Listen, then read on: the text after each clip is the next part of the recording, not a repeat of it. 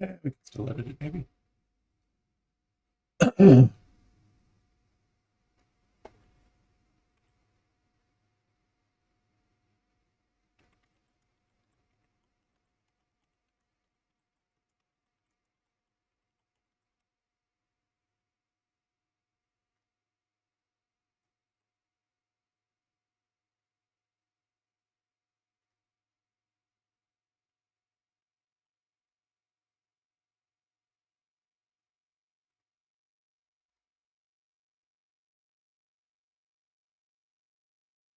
All right, there we go.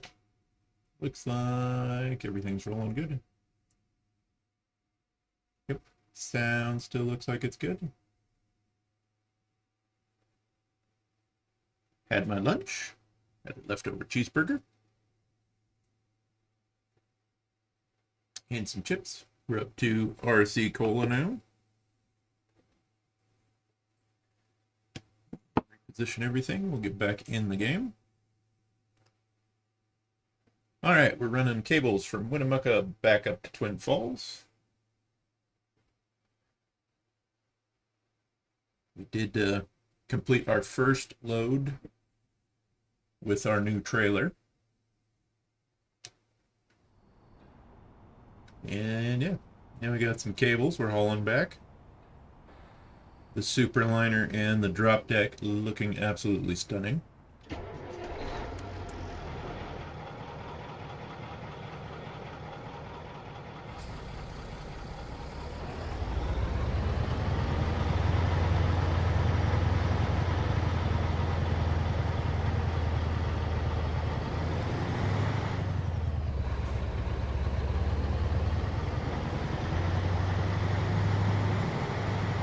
If you are just tuning in or new to the channel, this is kind of a Mods Lite New Game Plus.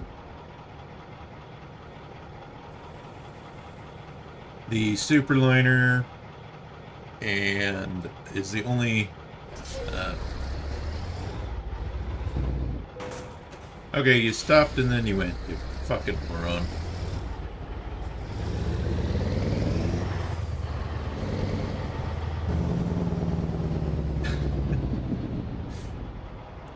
So the Superliner is one of the few truck mods I have. All other truck mods I have currently in this playthrough are free on Steam. So the Superliner and some engine noise sound packs are paid for, but the cargo mod, any graphics mods, those are all free.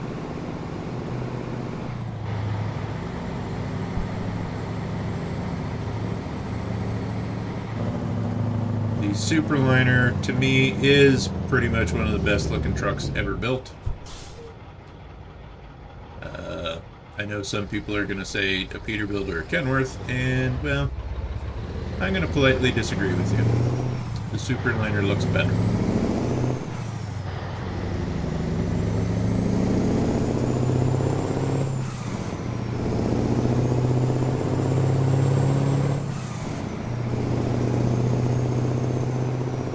Not sure why there's lines there and no stop sign. These are a little on the narrow side.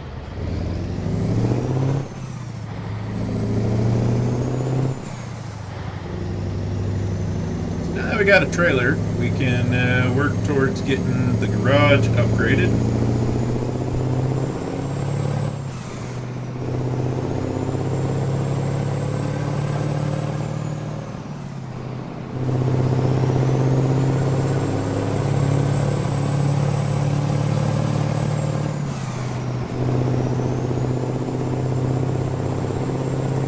We have to upgrade our garage before we can hire another driver.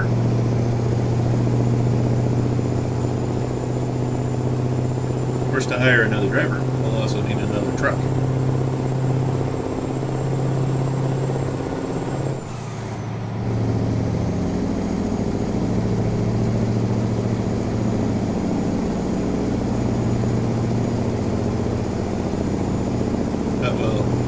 head back from Winnemucca over to Wells, Nevada, and then up through Jackpot and the Twin.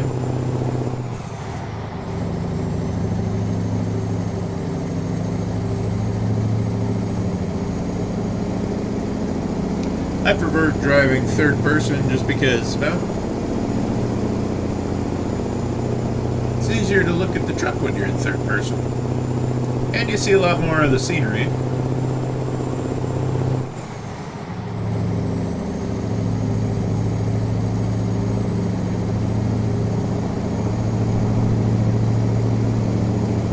I also am not playing with the wheel and pedals. I am using a Xbox controller.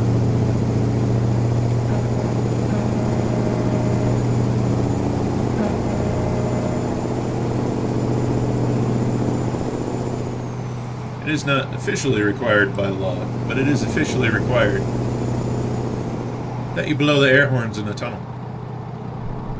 Or use Jake brakes in the tunnel. Or if you're in a performance vehicle, downshift in the tunnel.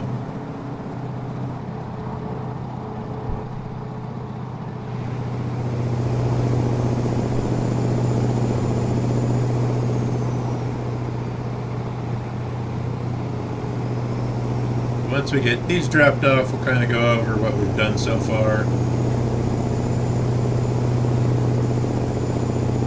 Now the Superliner itself is not level locked, so you can pretty much buy it as soon as you can get a bank loan for $100,000.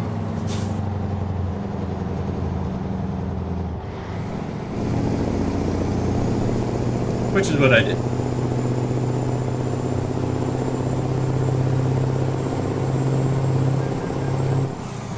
And there's a loan installment payment.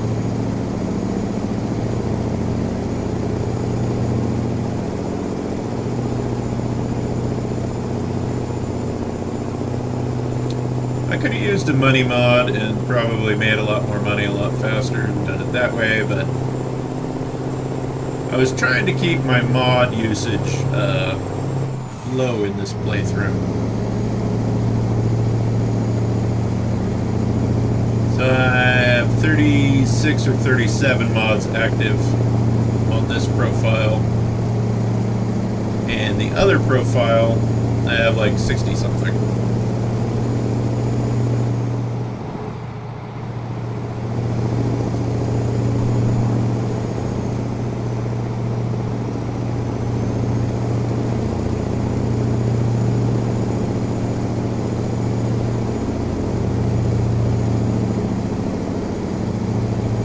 Interestingly enough, SCS did put real trucking company advertisements in the game.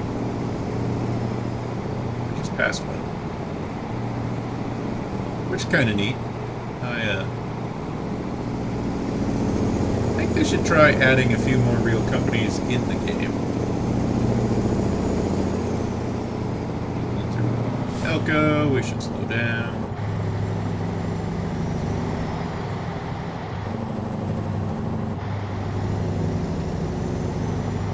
I do have the penalties turned off because I got tired of getting fined every time I made a right turn on red, which is legal in the United States in most areas.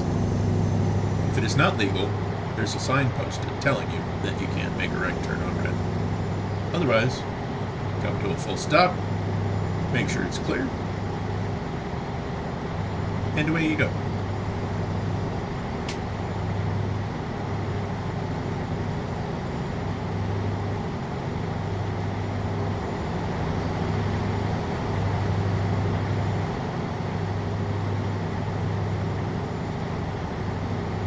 I don't know if that's true in Europe, and that's why SCS has the penalties like they do.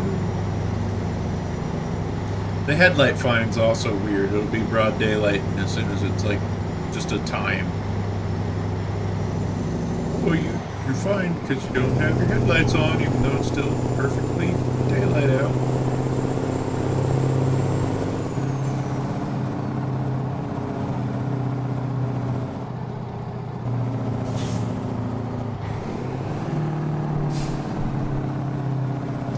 This port of entry is weird because in real life, there's not actually a scale. here between Elko and Wells. It's literally just a concrete pad where they pull you over to check your permits and stuff. We are 75,833.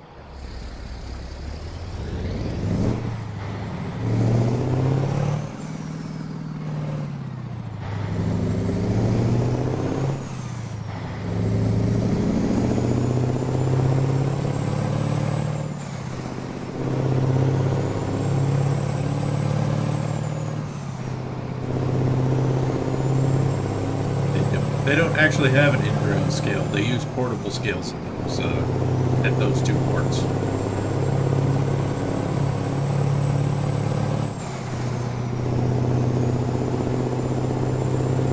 Really, I think it's just a light check and where they do random DOT inspections.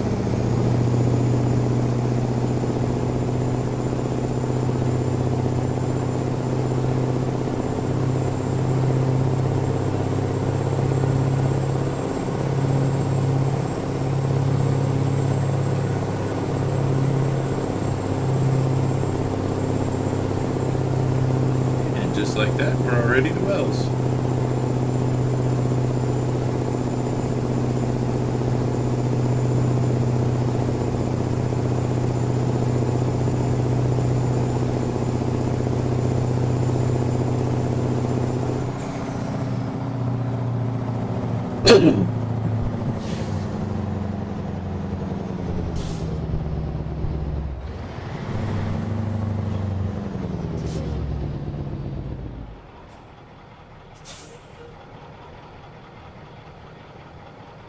Just a good-looking truck.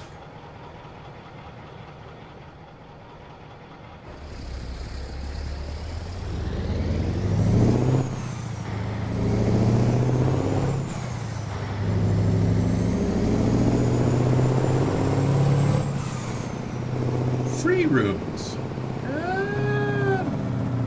I don't think so.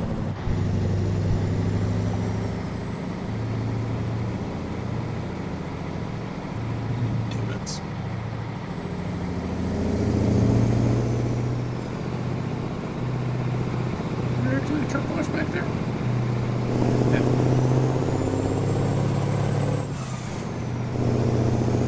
Wish the truck washes in the game were.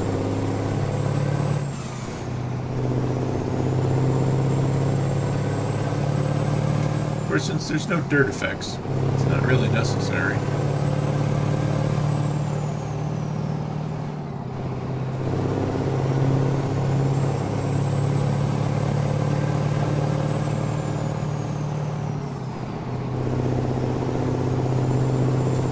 At least the bus is doing the speed limit.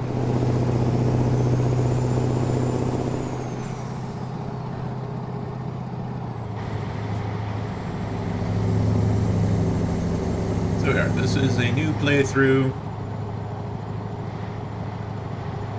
And I'm not really worried about getting all the photo opportunities and viewing all the cinematic stuff on this playthrough. My other profile I have a gazillion dollars on and is mainly for achievement chasing. This one's more of a casual gameplay, more realistic. As I really kind of just wanted to get the truck I wanted, and then kind of play as I was just starting out with my own company, which would be with an older truck. And the game doesn't really have a used truck market, so it's kind of hard to buy a used truck. Even though the Superliner hasn't been made in quite some time. Still had 0 miles.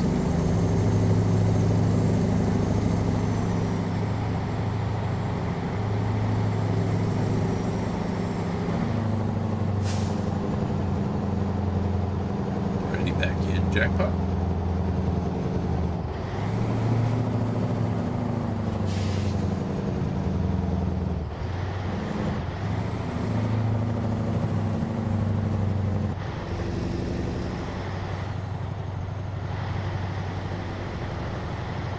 Works Total Truck Care.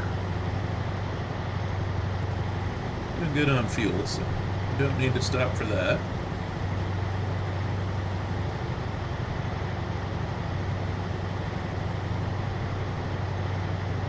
Tea and coffee.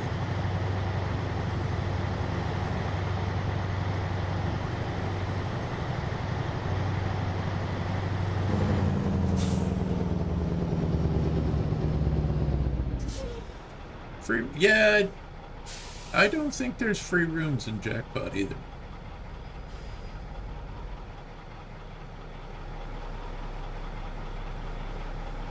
Got a Mack Anthem sitting right next to us.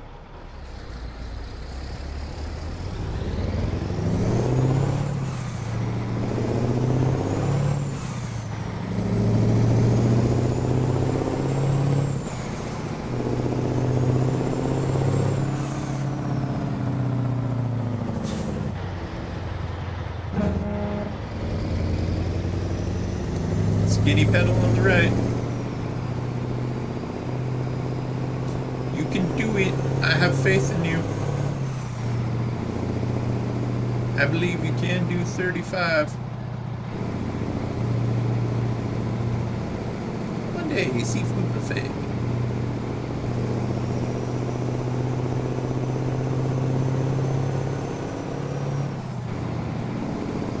Dirt pull off for a nap.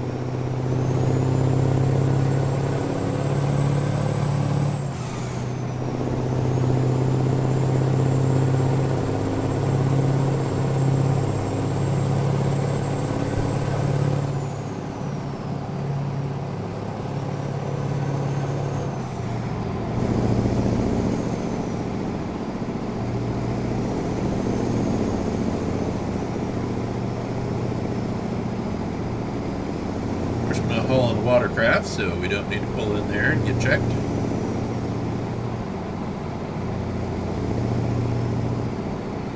It is on the wrong side of the state line, I just noticed. Cross into Idaho, and then there's a watercraft check place.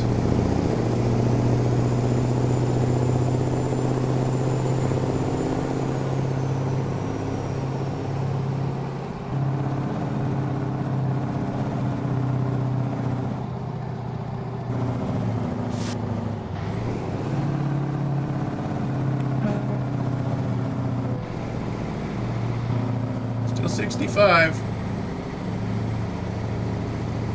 The Idaho Heritage Museum is right there. That gas station and sign are all pretty accurate.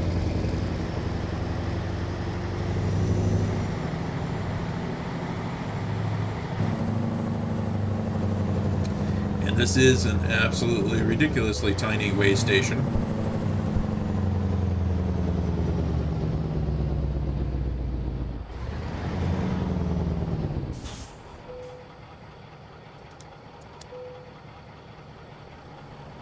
Your vehicle is not in perfect technical state. Be more careful. Tell that to the Subaru driver.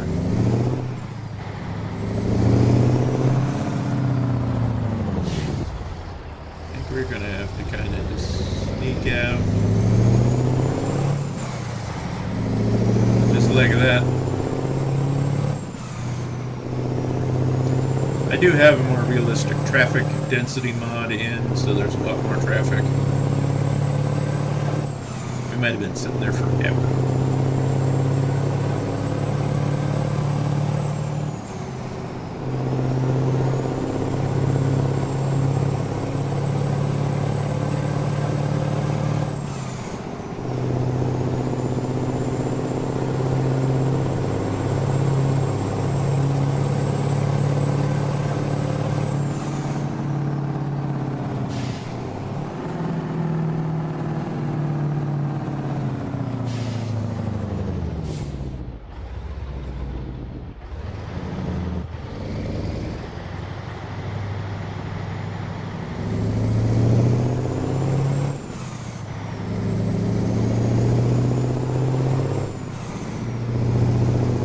I guess we'll have to swing into the shop and fix the truck.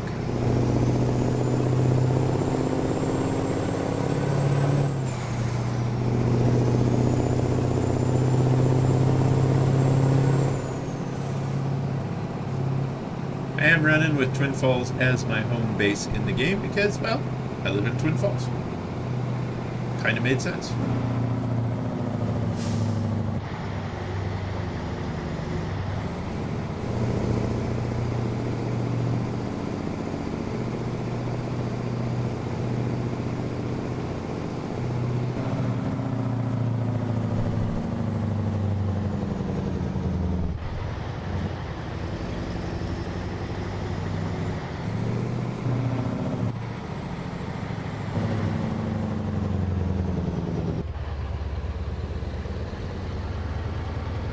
Not sure why the stutters though.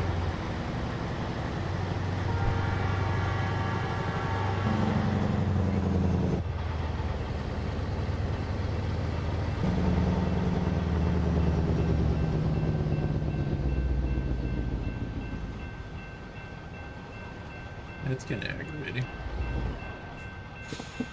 Let's go into options and change a few things. Because usually it runs quite a bit smoother.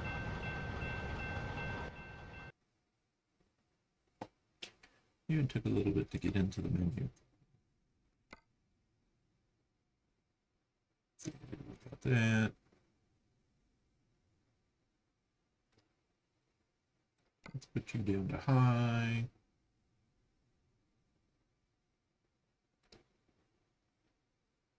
Back you down 200%. Weather quality. Let's put you down 1.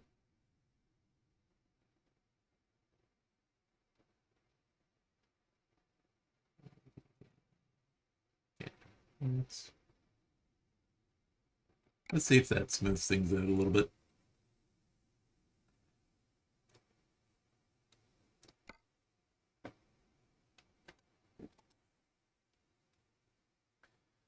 Hopefully.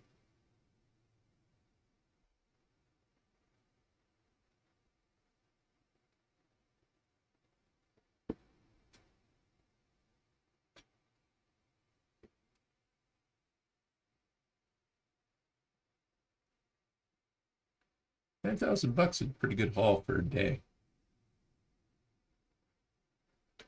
Because you could get from Winnemucca to Twin in about 6 hours. 5.5, depending on what side of Winnemucca you're on.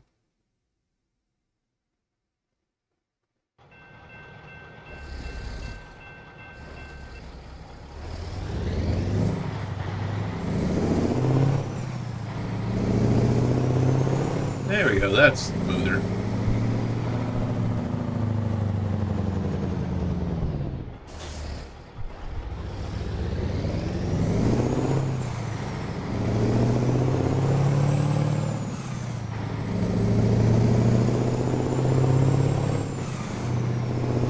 Yeah, that's a lot smoother. We'll go with this. Still looks good.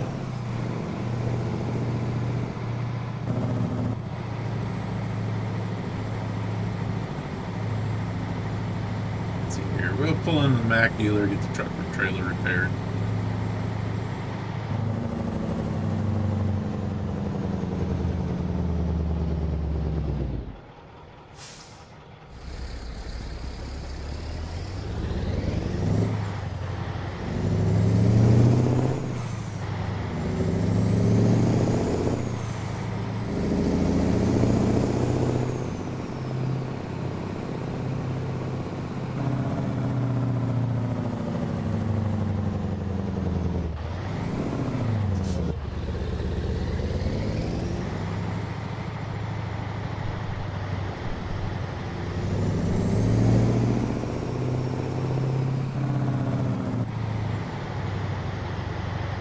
Or rundown garage over there.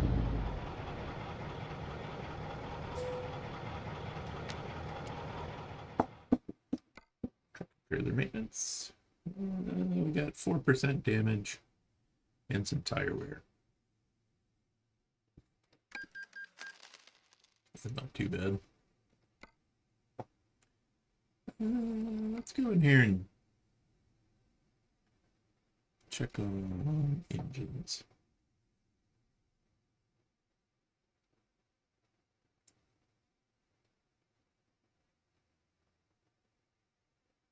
We got enough for... Actually, they'll pay us back $800 if we go to the N14.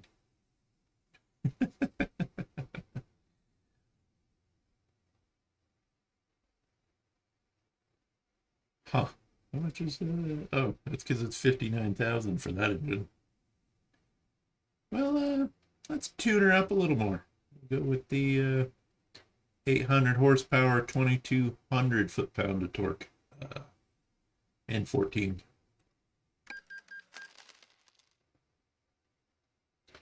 That's pretty dope.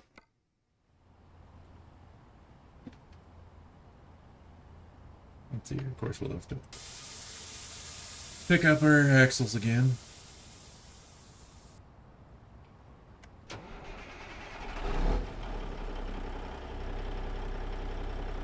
Now, the Z-Mods engine I have installed right now, that is a paid mod.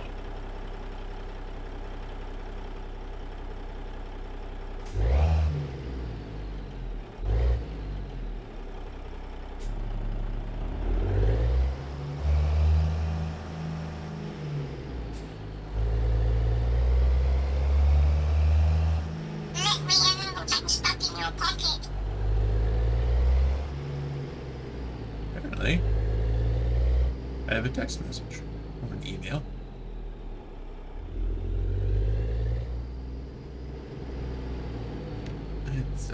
Let's see what it is. Email. So, not really important.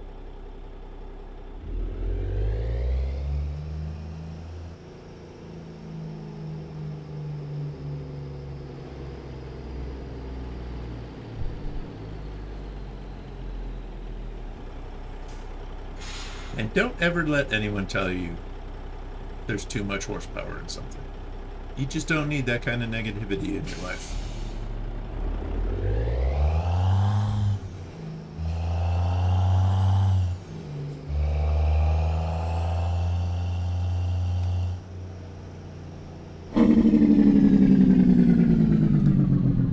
Still a little stuttery. Come on, Kenworth, you can make that turn.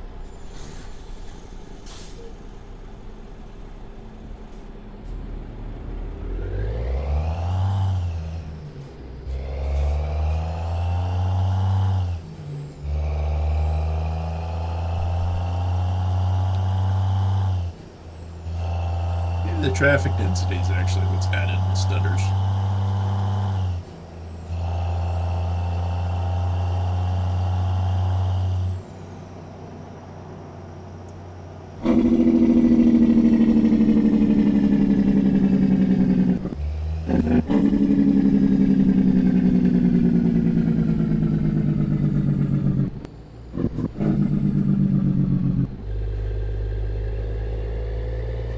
This should actually be a middle school, not a residential development.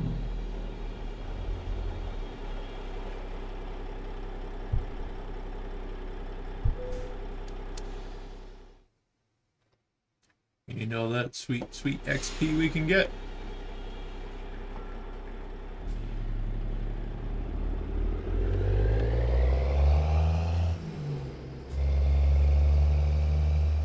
If we didn't own a trailer, we could take that as load.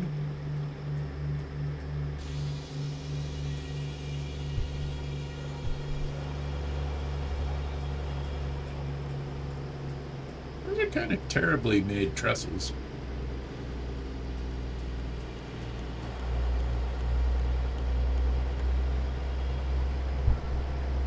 I don't know what that was.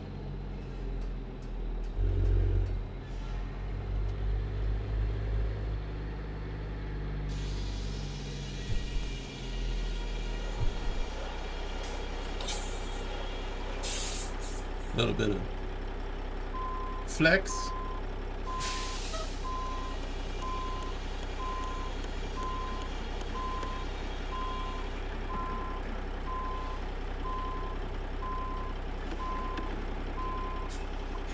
Yeah, we're looking.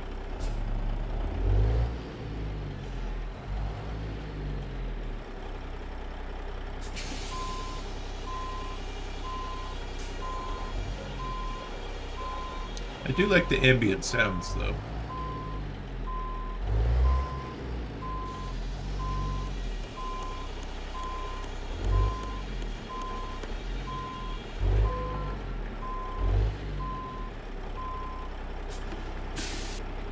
Set the brakes, shut the engine off.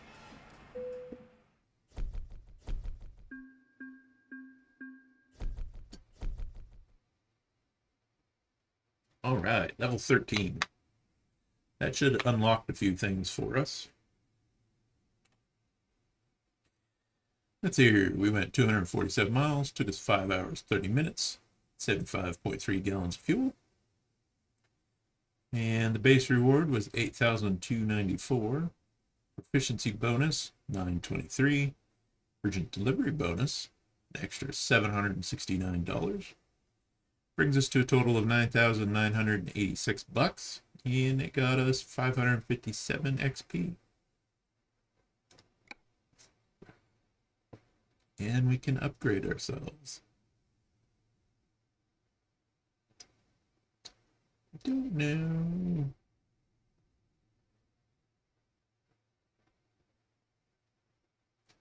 Let's go. Fuel economy. Hey, there we go. Here's some more of the construction things we were looking for. So these three right here are added from the mod. And let's see, we got Butte, Montana, which I have them sorted by price because I just want to make money. You can, if you've not played the game before, you can do highest to lowest, lowest to highest, price per distance, when it expires, where you're starting, where it's going, route length, cargo weight, sender, recipient. So I've only ever really sorted it by price or weight.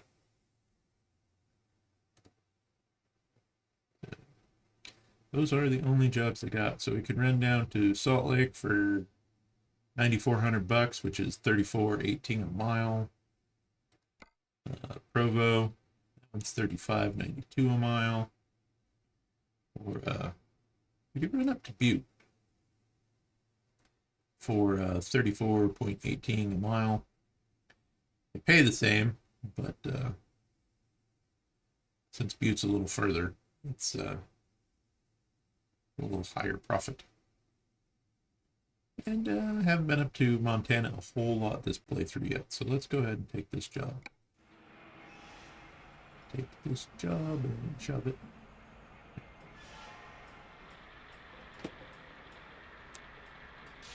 So actually, if we go here, we're under the map.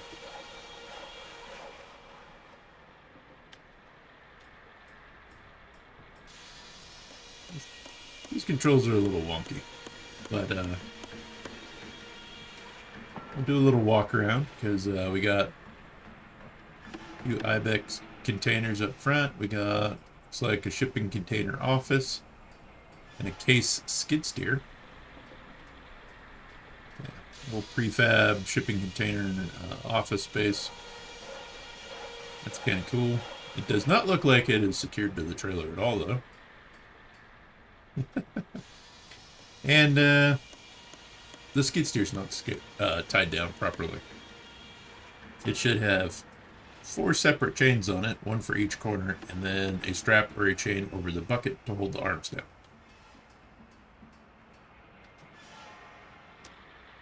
But,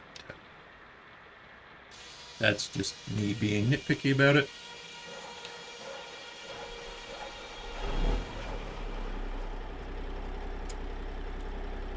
Let's see, those are still raised up, so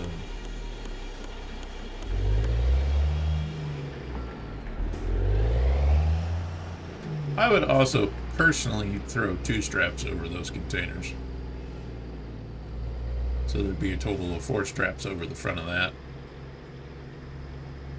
Probably, given the length of that container, at least 3 or 4 straps over that hanging, holding it down. Or 4 chains.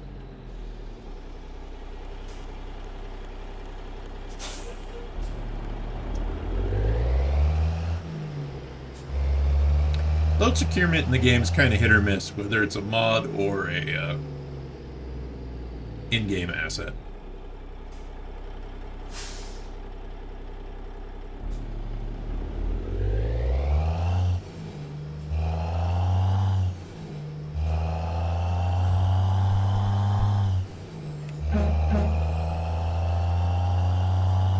However, we are not that heavy, so 800 horsepower. We should be able to motor down the highway at a really good clip.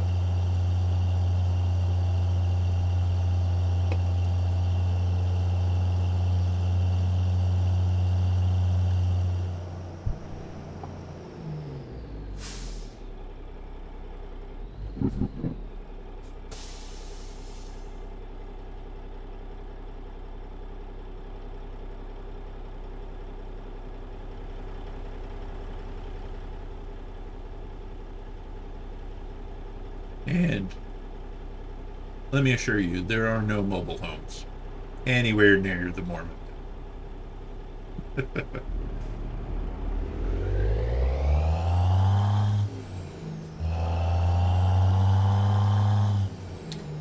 fact, the houses by the temple, I would wager now, they all start at about 500,000 and go up.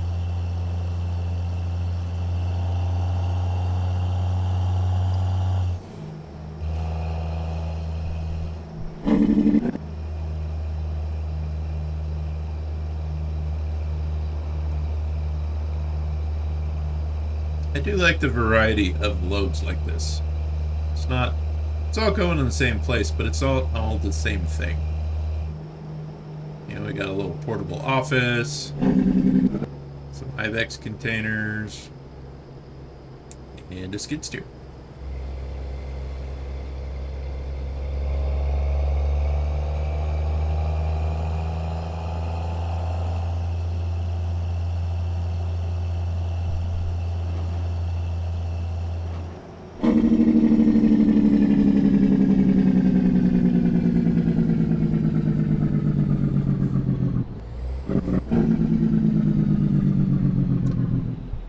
This poor fool, man, been sitting waiting for that bus forever. Days.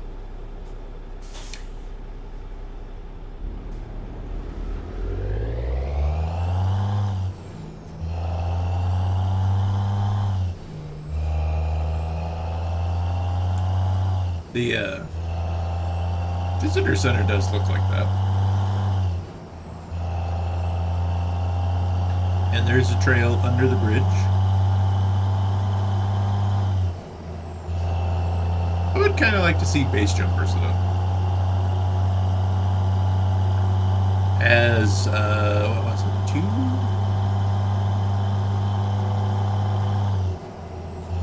I think 2 or 3 weeks ago, someone just set a new base jump record off that bridge for a number of base jumps completed in a 24-hour period.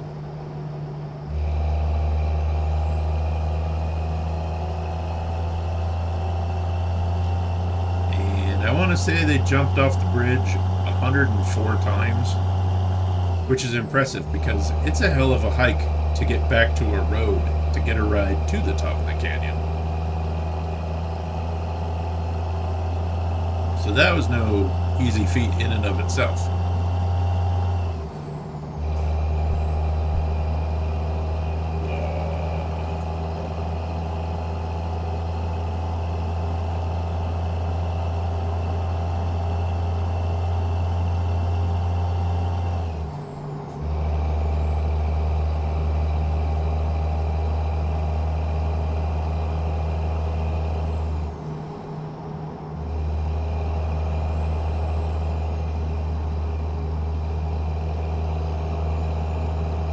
Interestingly, the N14 is a little quieter than that V8 Mack was. Alright, right lane closed ahead.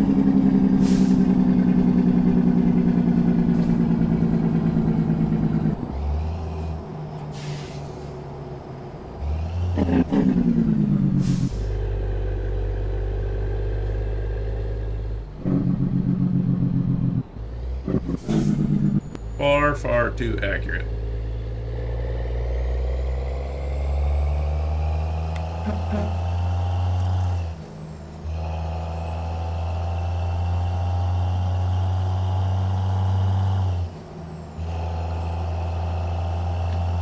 few too many trees along the stretch of interstate in the game, though.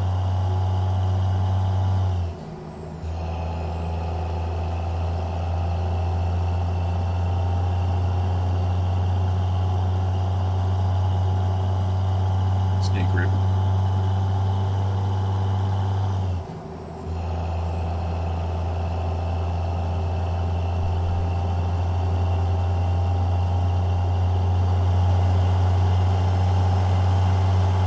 Just a good-looking truck, a good-looking road.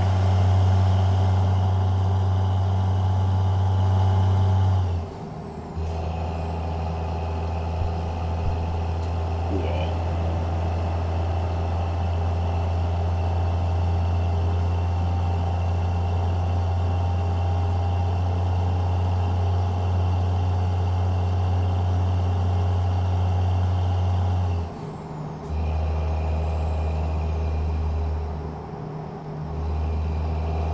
More horsepower, less noise.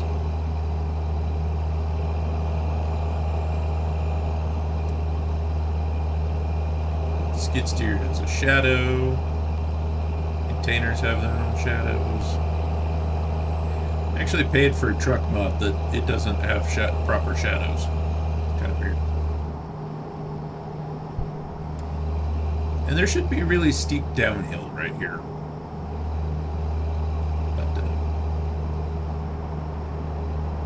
That layout is correct for that rest area.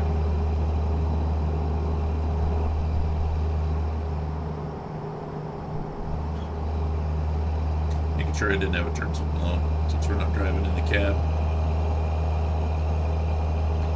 But that's the cold air water rest area, and the drive between here and up to American Falls is really pretty.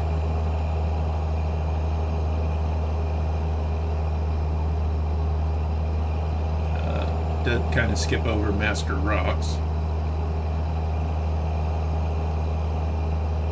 And American Falls.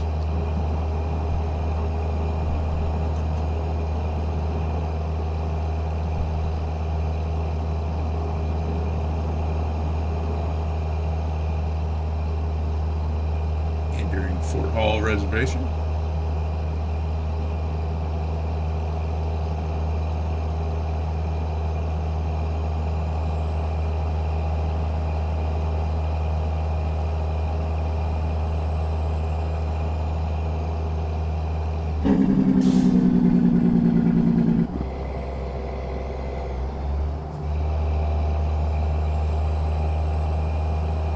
We're gonna get in the left lane because, well, this interstate ends and you either have to go right or left. Since we're going up to Montana, we need to take a left. And in the real world, they have this entire intersection tore to hell, and it is just an absolute mess of a pain in the ass to get through here right now.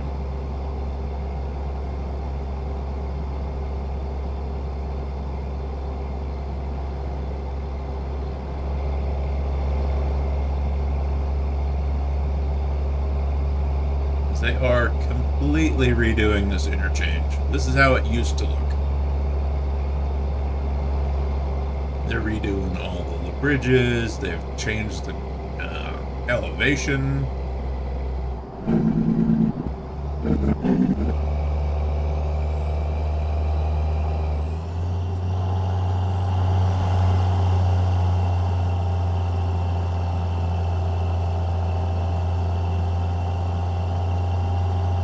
They've taken this bridge out entirely.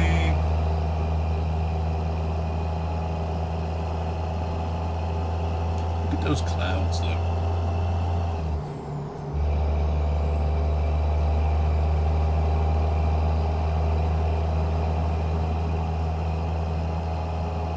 Look at us speeding.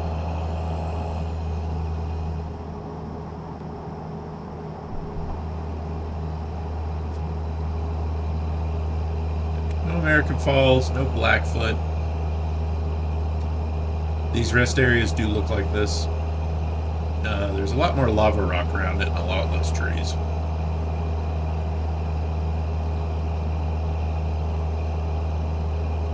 wonder if we're going to get rained on. And that big building on the left, that is exactly what that building looks like. I don't know what it is. Keep forgetting to look it up. But across the highway from it is an Army surplus store, which has a truck on the side, not a tank. But it does have a bunch of shipping containers back there.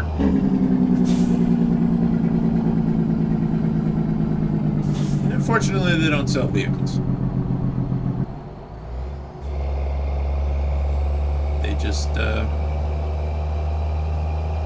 uniforms, clothing, hunting, fishing.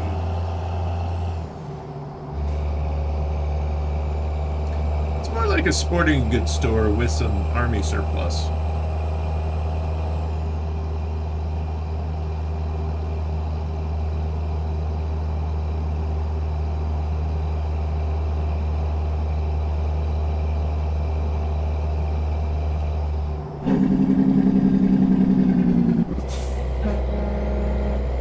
You don't have to stop to get off the highway.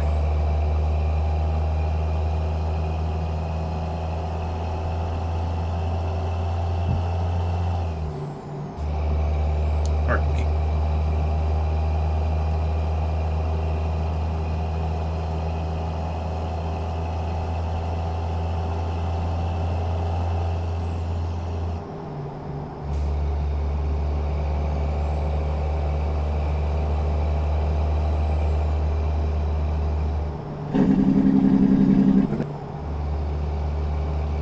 So I'm going to set the cruise, and as soon as we get to the other side of this bridge, it'll speed up again.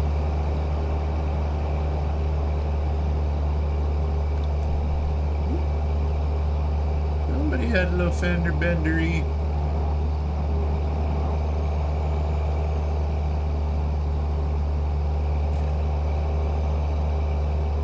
Darn split speed limits.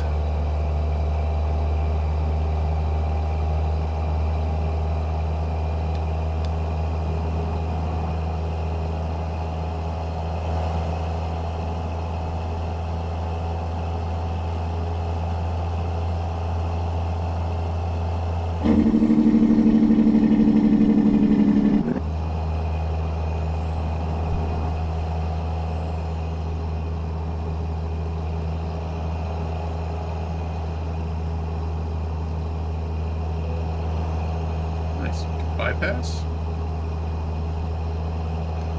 Roll on into a beautiful, well, we're heading a bit more east than west, but beautiful sunset over there. A little bit of storm clouds. This would be a beautiful day to be trucking.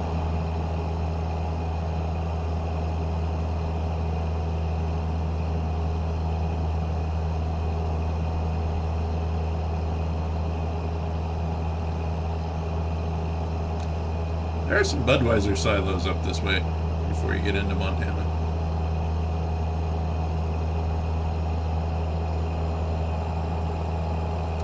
We either drove past them and I forgot to mention them, or they're not in the game. I don't remember.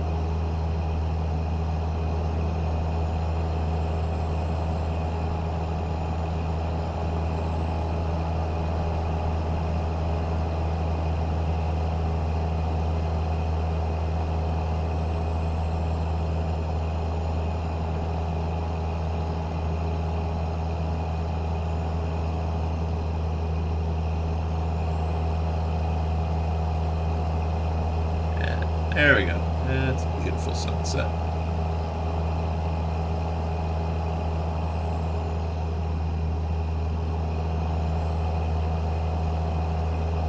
It's a shame that they still have split speed limit up in Montana, because back in the day, Montana used to not have a speed limit. Reasonable and prudent. Nevada used to be that way too.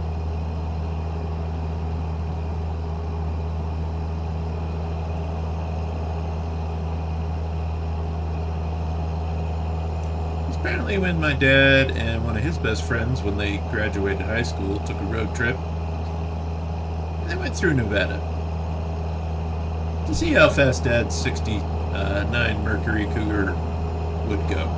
And apparently, it'd go pretty quick.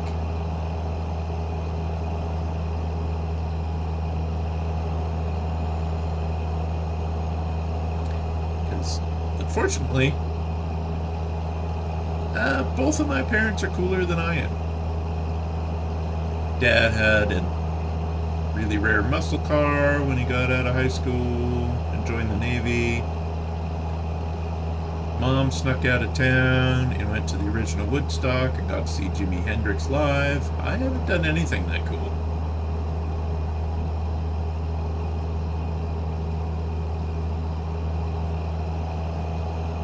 Headlights on? None of my lights are on. Should probably turn my lights on. I forgot when you make changes to the trucks. All that stuff turns off. The helicopter up there for no reason, so that means there's probably a wreck.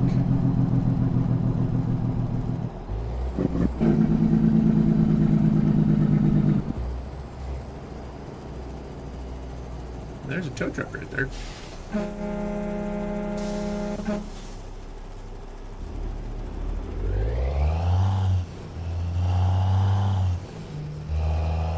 Police chase.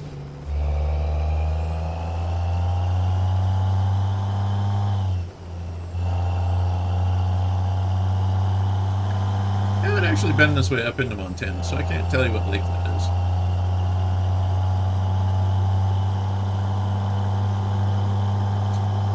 Osgood and Rogerson are pretty much as far north of Idaho Falls as I get.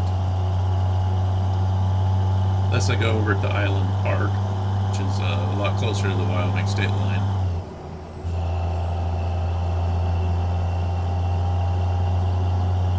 Just magically, everybody can be going faster than me.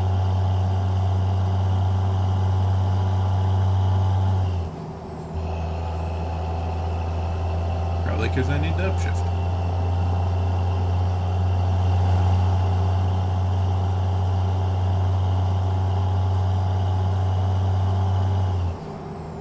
For a second, I thought my high beams were on.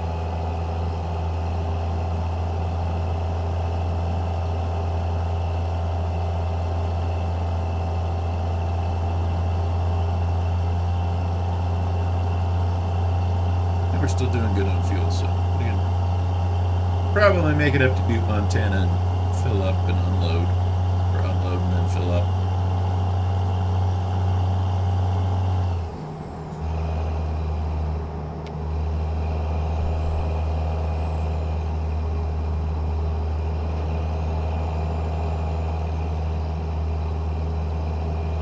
You don't have to brake passing me. You can just pass.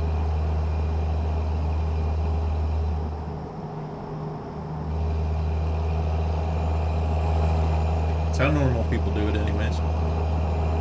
I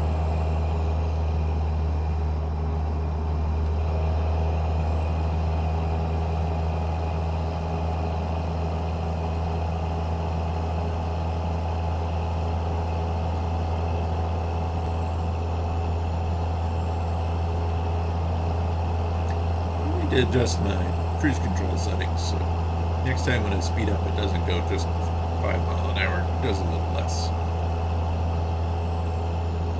Well, that is the feature you can change in the game, is when you cruise control how many mile an hour it picks up when you hit faster.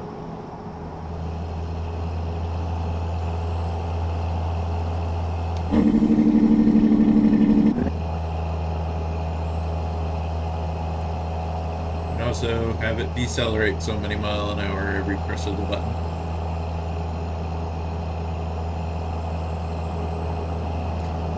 The game also has adaptive cruise and emergency braking, which I have off.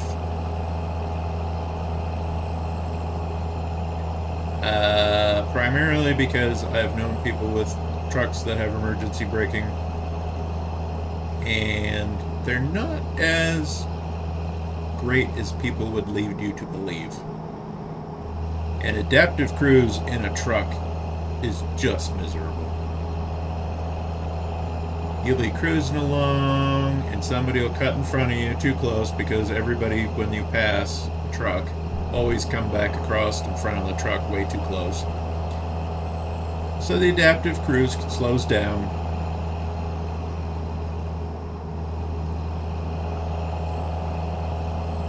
And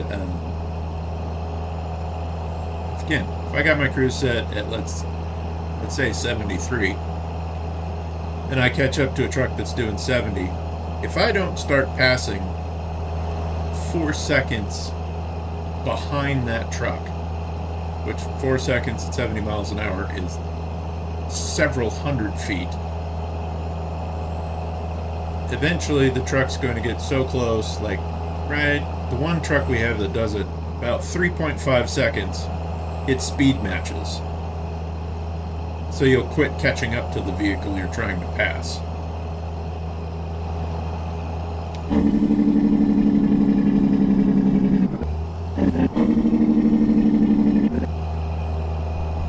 And again, anytime someone cuts across you too close, the truck's like, oh, I gotta slow down.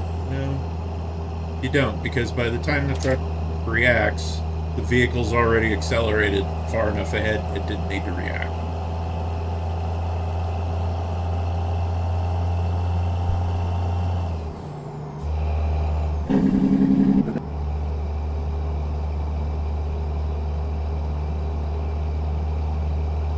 It might sound like I'm a little bit anti-technology, but I'm anti-useless technology. There is no reason for it. Trucks are not the safety issue. Everybody else is the safety issue.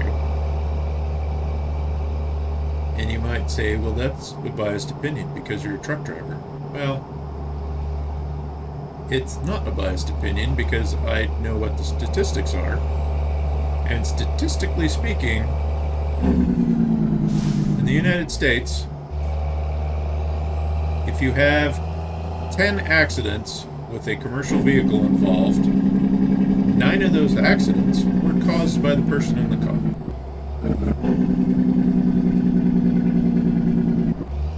And it's not exactly 9, it's like 8.75.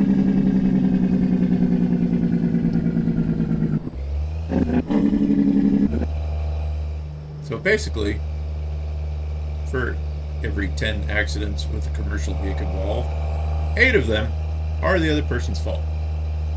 That's not bias, that's quite simply the statistics in discussion. It really is as simple as everybody else on the road sucks. I don't know how those numbers translate over into Europe. I don't know if maybe they have closer numbers, like it's more of a 50-50 split, or if the numbers are even further apart.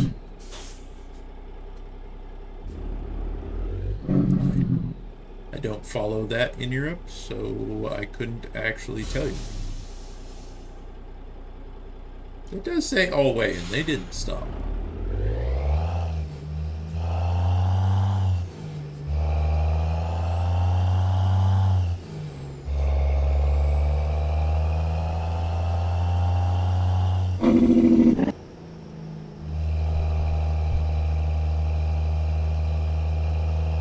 I really think the solution to highway safety is, well, focus on the people who are the problem, and that's basically everybody not in a truck.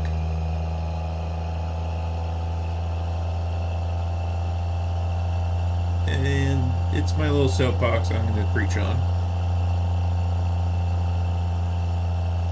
Because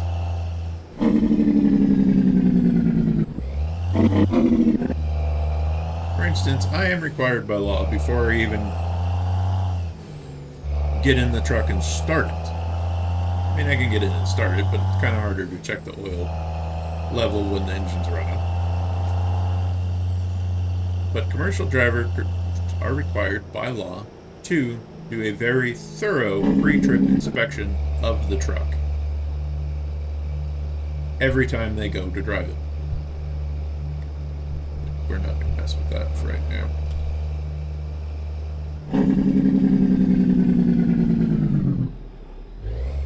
So when's the last time any of you actually crawled underneath your vehicle and checked your brakes? or springs. For that matter, how many people actually check their oil every day? I would wager fairly low.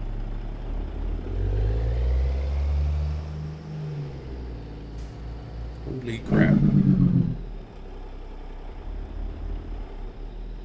3, 6, 9 axle articulated trailer for a friggin' scissor lift. Are you kidding me, game? That's just absolutely ridiculous.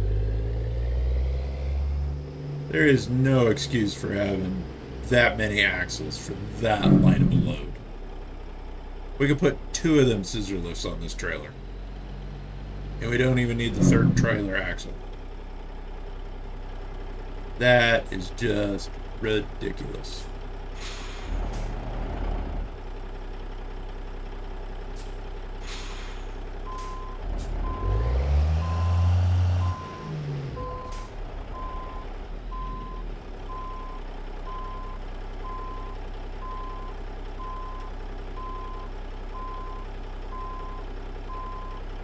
Way off.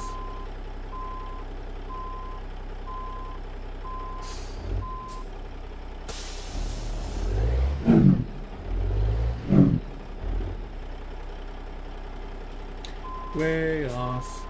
Way off.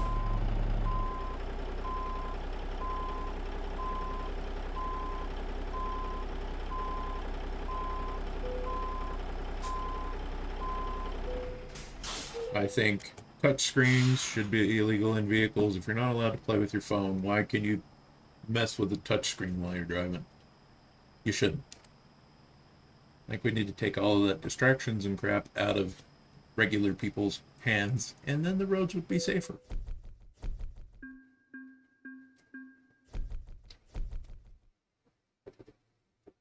The roads would also be a lot safer if people were just a little more polite. Everybody's in too much of a hurry, and that would really go a long way to make the road safer, as if everybody was a little more courteous, a little more patient. Which is funny because I have 0 patience. But I'm still polite. And if I know that the lane ends up there, and the person in the right lane or the left lane, depending on which lane ends, is slightly in front of me, I will stay far enough back from the vehicle in front of me so they can easily merge in front of me and we continue on at a steady speed. Which people do not do. That's why, like, the game's a perfect example of that. They just keep driving, and then this lane stops, which causes a huge backup because nobody just merges nice and easy. Excuse me. Alright, what do we got from here? There we go. Look at that. 2 of them scissor lifts on my triaxle trailer. You don't need 9-axle lowboy for one of these. So we got 2 of them for 38. One of them for 30. Then we got some construction, just 2 skid steers and some containers. That one is urgent. That one's standard. High value.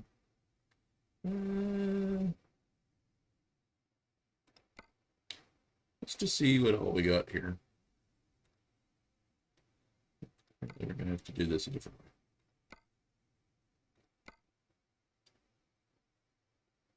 way. Now let's go here. Tons of boom lifts. By golly, Butte, Montana apparently has way too many boom lifts. First, 1, 2, 3, 4. 4 loads are boom lifts.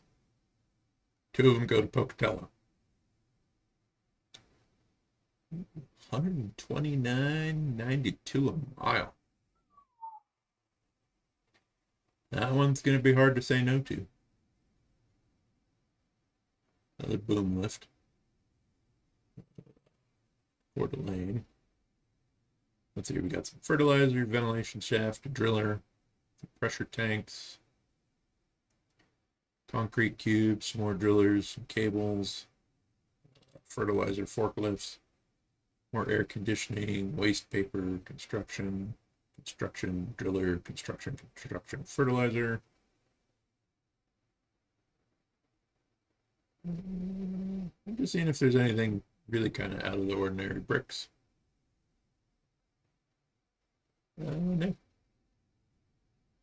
I'll tell you what, I think we're going to take that boom lift at 129 bucks a mile up to Sandpoint. That's a pretty good payday.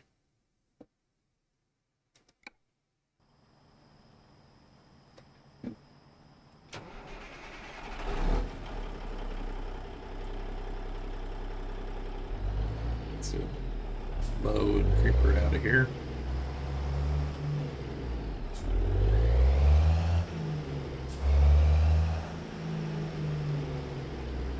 That's the nice thing about them chicken sticks is if you're not used to a long hood, you kind of know where your bumper is.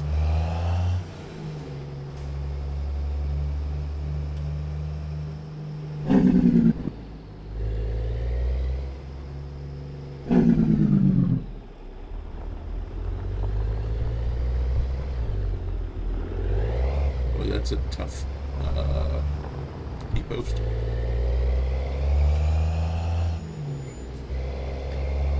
It seems kind of silly to watch that at night.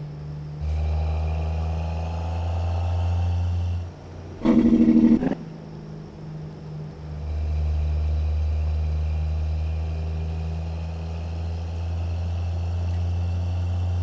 I could have looped around the other way and got my exploration percentage up, but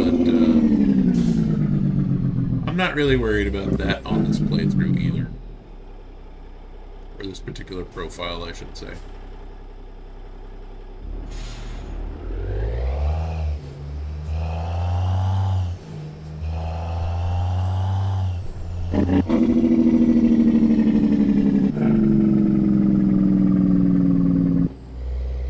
I guess we don't need to be rolling through town that fast.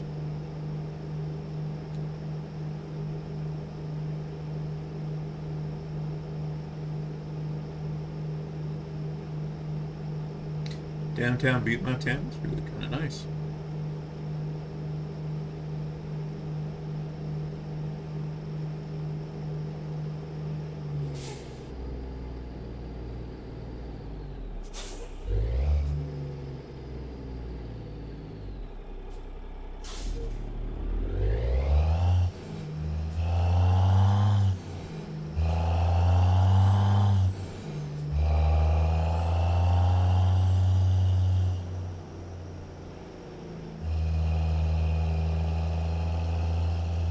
Nice, peaceful night.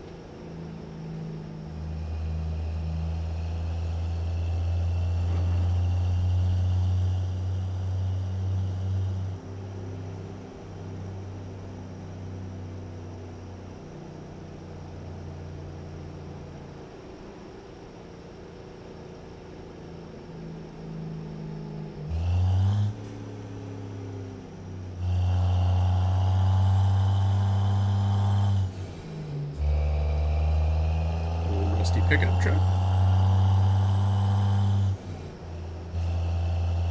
Where the heck are we going?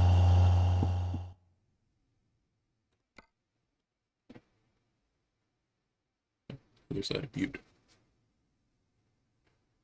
There. Wasn't sure where we were headed yet.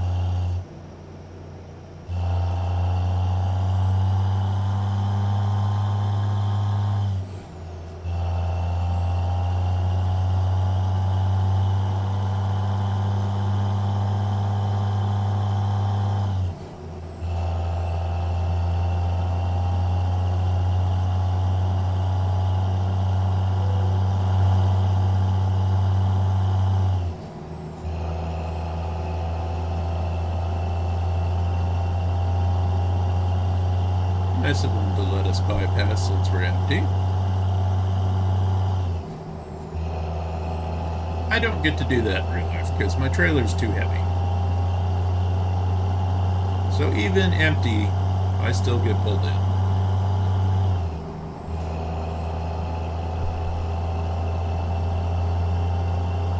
Unless they're like super, super busy.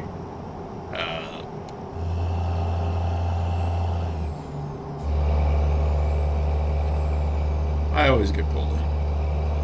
Empty or loaded. Well, loaded most of the time if I'm... Since I run oversized so much, you can't actually bypass a scale in Idaho if you're oversized.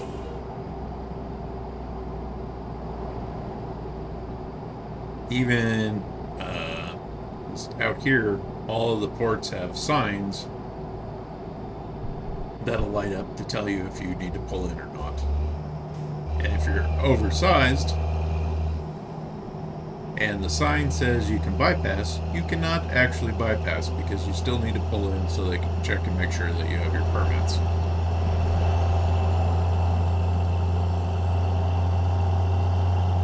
And I know this because I had a load at like 9'2", and the sign said it was okay to not stop. And one of the officers hopped in their little patrol car and chased after me. I didn't get a ticket.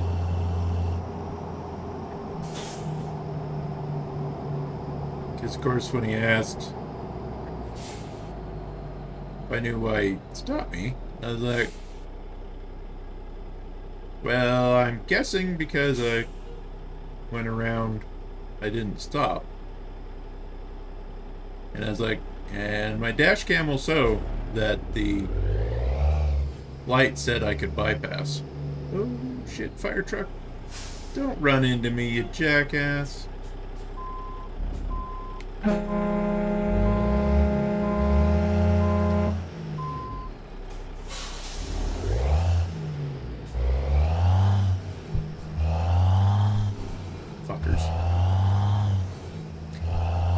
Like, well, yeah, we know that the sign said you could go past, but you're not supposed to. I'm like, oh, I did not know that.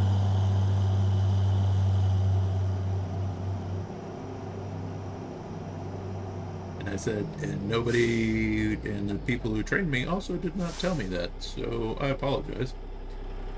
He's like, that's alright. Because I asked him, I was like, that's the first time it's ever said I could go past with an oversized load. So I figured the sign actually, or their electronics there for their pre-pass stuff. I was like, usually it always pulls me in. So I just figured the system knew I was oversized and still said it was okay. He's like, no, they're not that smart. I was like, all right. It will not happen again. He's like, well, that's all I really need. He asked for my permits. Truck I was in, I was like, well, they're in the glove box in a red folder right there, right next to you.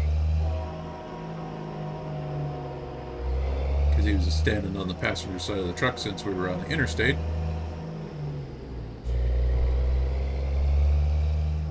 I'm like, oh, yeah, you got them all. You're good to go. What was that crap? I went the wrong way. Good thing we could skip that. Well, a bit of pain in the ass to get back in here.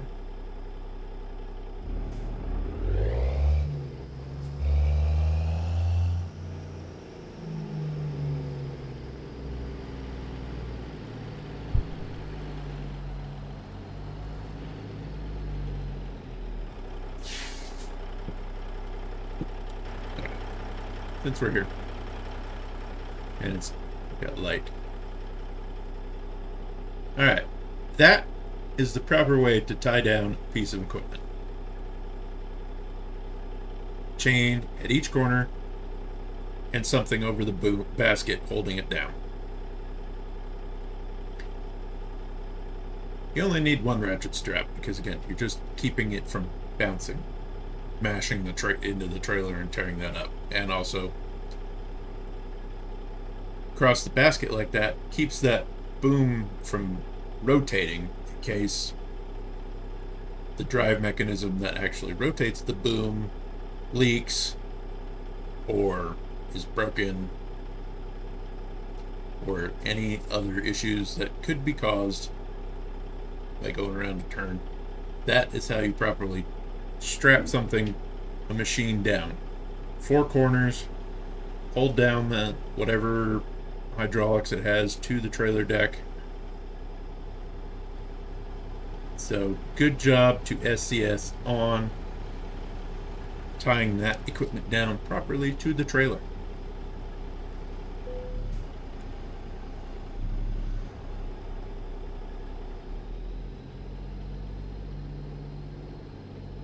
Because proper load securement is really important.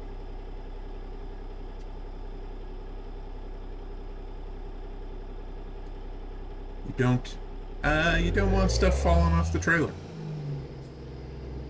That's pretty hefty fine. Or, you could kill someone.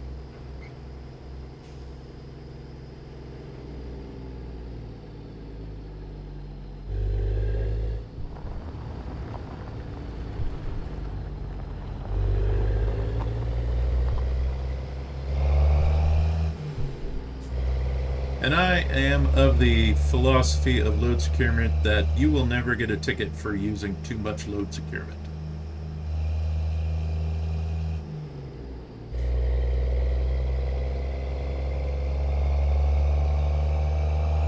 There just is no such thing. I don't know why people are so lazy about it.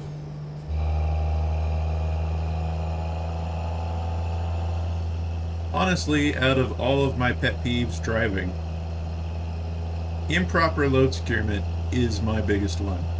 Absolutely cannot stand how careless people are.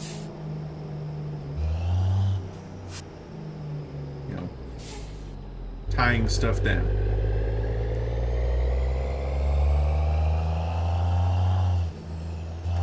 I mean, you roll into a port of entry and don't have your load secured correctly, you will get fined. And you will not leave until it is fixed.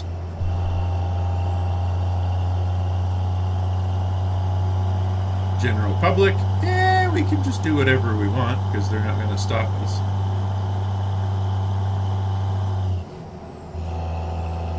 Irritating as fuck.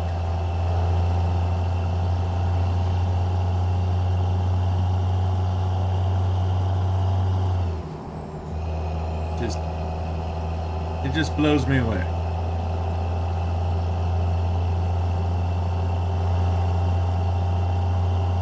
In fact, I'm pretty sure I have gotten through way stations faster simply because they look at my trailer and go, well, he's got 3 more straps than's required. He probably has all of his shit in order. The truck behind him doesn't appear to have as much load securement. We'll talk to them.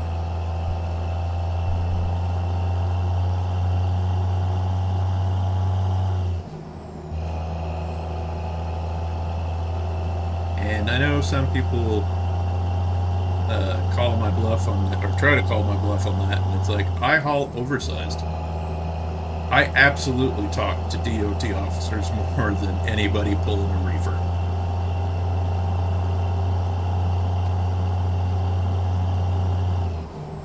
%.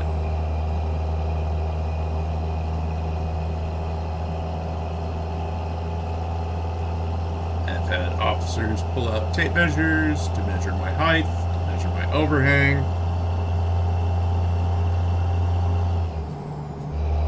And they'll say something to me and I was like, go right ahead, because I know I'm correct. I know my load is properly tied down to the trailer. I know I am within the restrictions of needing pilot cars and all of that stuff. It's like, this is not my first rodeo. I absolutely am not cheating. because I take pride in my work. And again, I don't want, a little, like a jack or something, or a really tiny truss falling off the trailer, going through somebody's windshield, or falling off the trailer and killing someone. I mean, that kind of stuff has happened. So if you're not taking an extra couple minutes just to double check that all your straps, chains are in good shape, or throw an extra chain or a strap just to be sure it ain't going anywhere, I can't respect you. And I won't.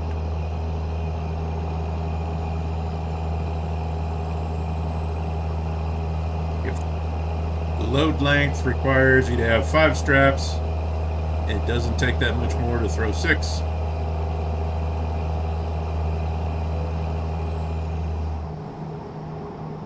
There's just no reason not to be extra sure that the load's not going to shift on you.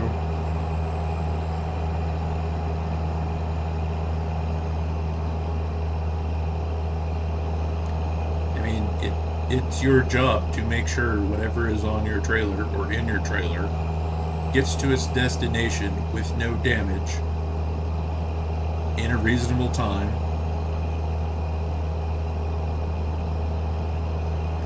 So, not taking the little extra bit to be doubly sure. It just seems silly to me.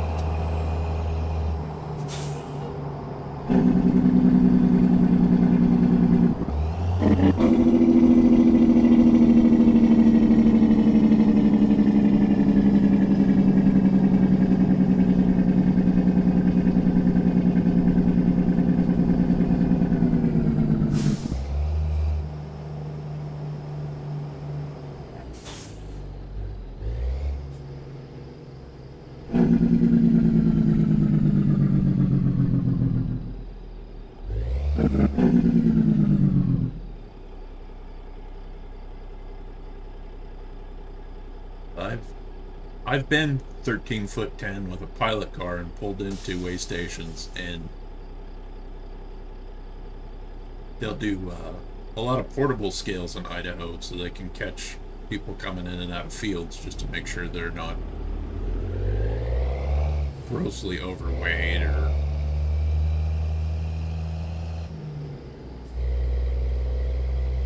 maybe to hit their inspection quotas. I don't know. But yeah, they've had nobody pulled in and waved me by just so they can talk to the truck behind me. And I know it's because I have my load properly secured. I have it properly flagged. We as a company do strive to make sure all of our permits and all of that stuff is up to date and current and correct.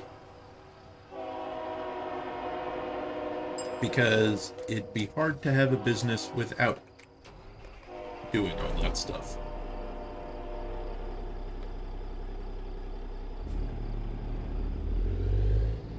I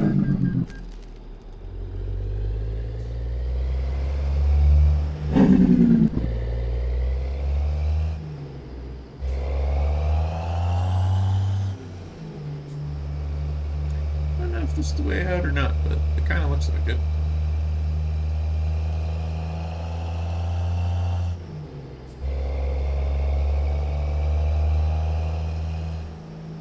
Not sure what the GPS is doing. Should probably check our map. Oh yeah, and we got new upgrades available. Yay! Guess we can check those too. Tires, rims.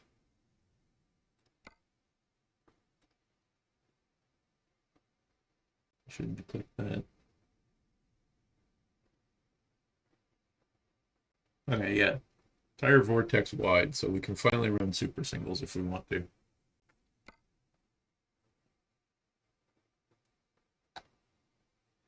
and grill covers, chassis long, headache racks, bumpers, wings, that kind of stuff. All the push guards, all those are mods, LJ's mods. He's got a lot of cool parts for trucks, like lots of lights and stuff, and more painted parts. So that's cool. And then I don't know what would be on the trailer besides just tires and wheels. Oh, maybe we can get our. We can do the full wood fenders, exclusive fenders, painted side skirt markers. Yeah, there's a 53-foot trailer.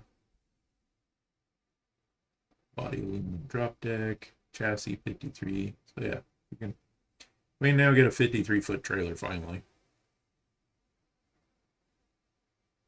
Push bar on the dump bed, hoses. So yeah, that level 13 is where you get a lot more of the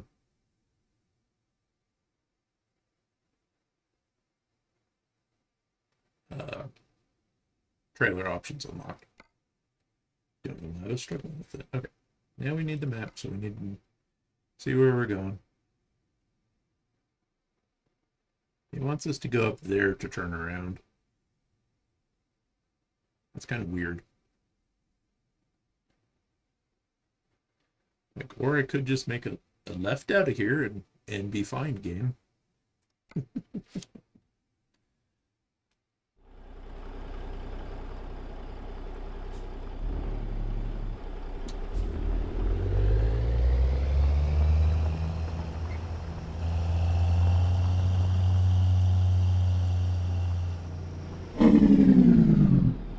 Yeah, that's kind of weird that it wants us to do that.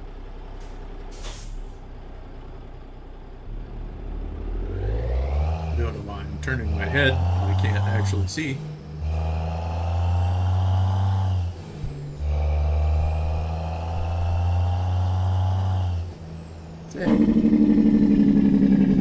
Want to know what really pushes my buttons is when I'm driving down the road and see somebody with something on the back behind their pickup truck on a trailer, not tied down properly. I just kind of want to scream at them.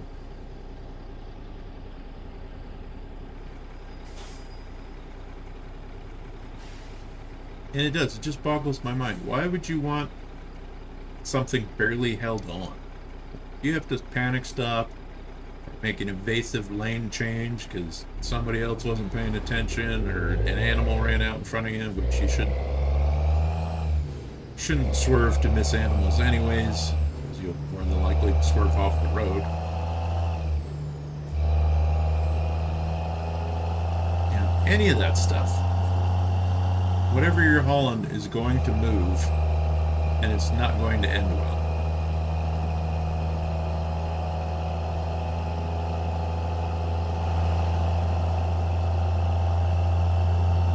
So tie your shit down correctly. This public service announcement from Blue Duel. Tie your shit down.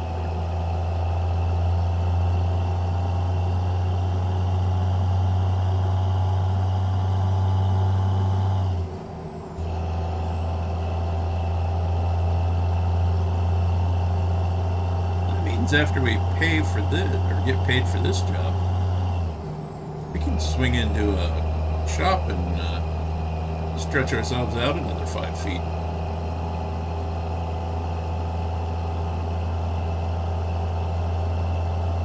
Maybe step up to a quad axle.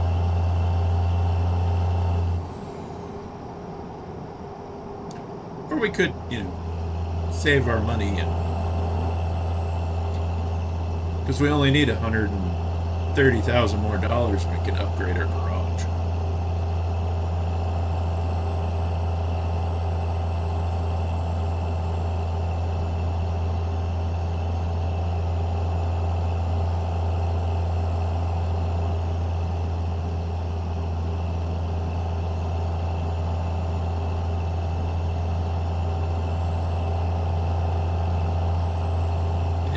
northwestern Montana and northern Idaho, just absolutely beautiful places to be.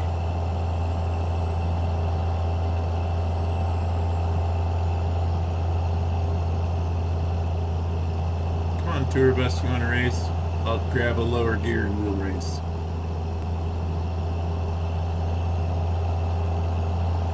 Zula.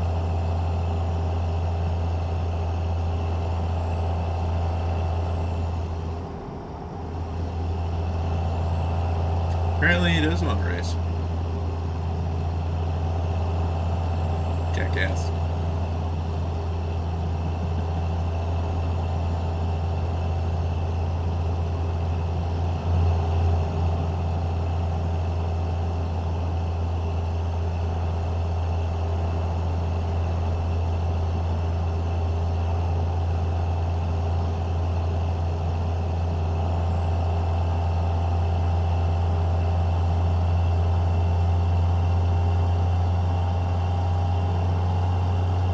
Of course, he can probably actually do 75 legally.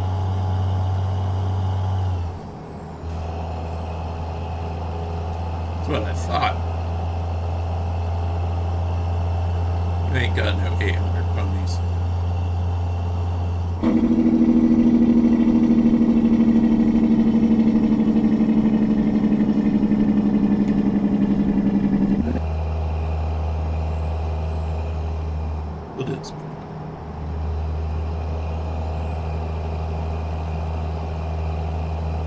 I mean, even though I have the vines turned off,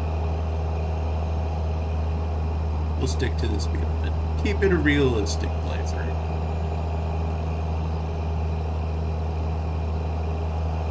And it is casual, so we're not out here to do it as quickly as possible. Run people off the road. As tempting as it may be sometimes.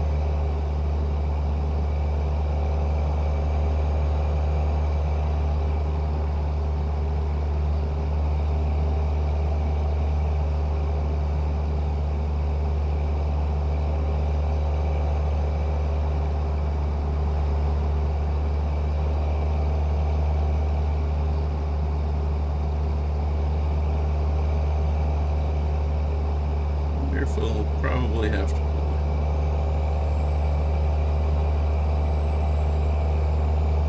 It is open. Oh no, we can bypass. Slightly unexpected.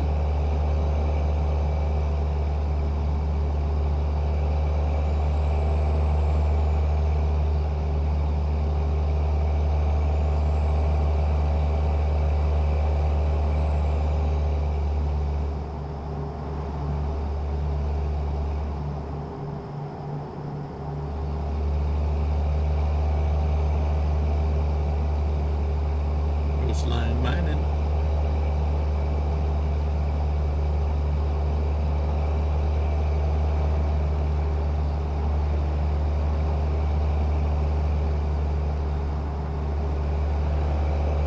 Still funny that we made money on switching to a bigger engine, more horsepower.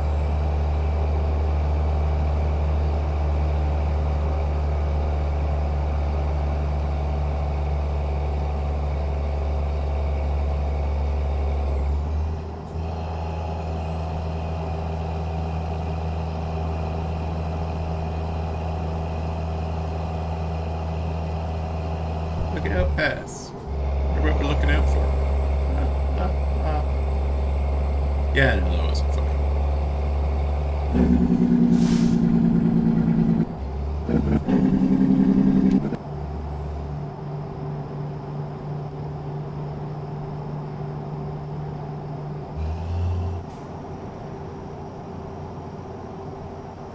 Welcome back to Idaho.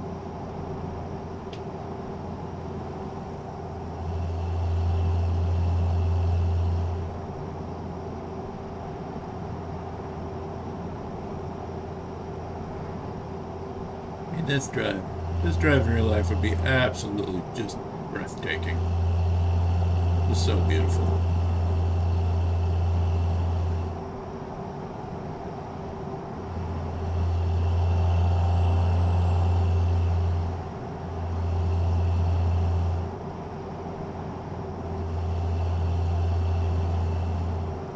Taking forever for him to lay that pipe, though.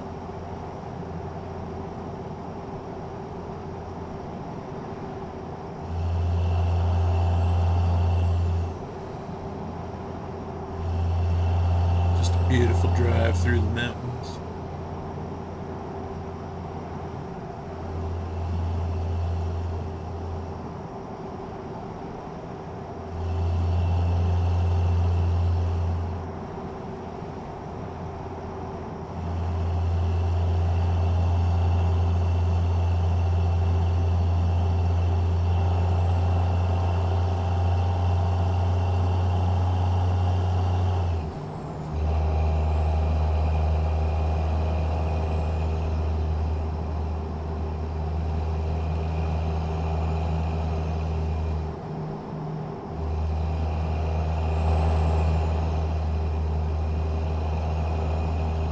Border lane, next 3 exits.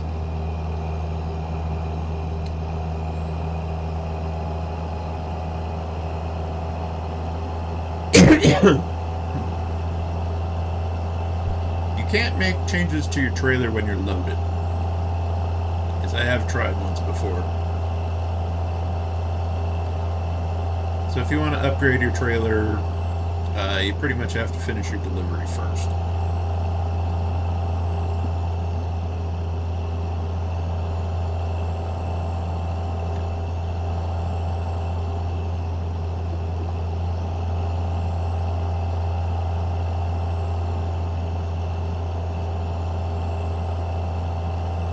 I think the truck you can upgrade,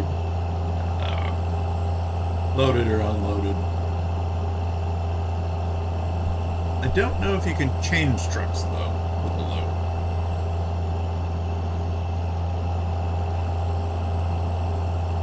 Maybe if you drop your trailer and pull into a dealer, you might be able to, but I don't know on that. And we're not going to get around it.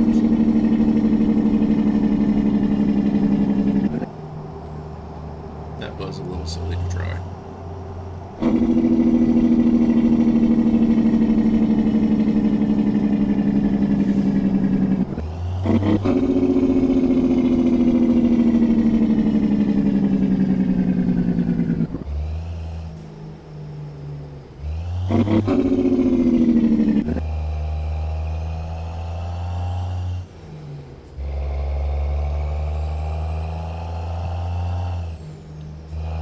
Let's see here. That's probably the question mark's likely a workforce center.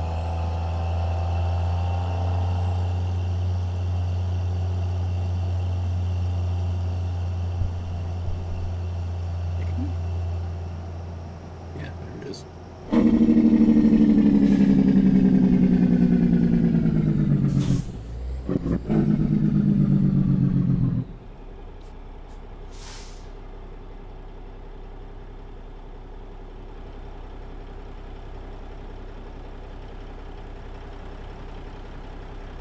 Such a good looking setup.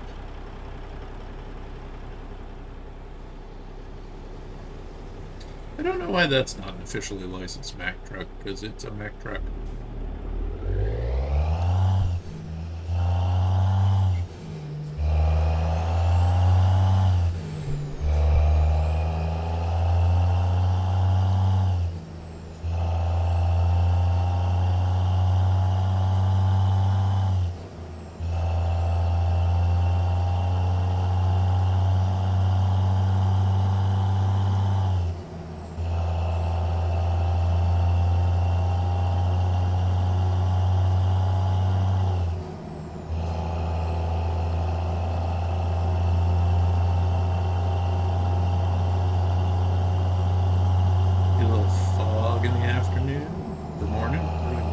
We're still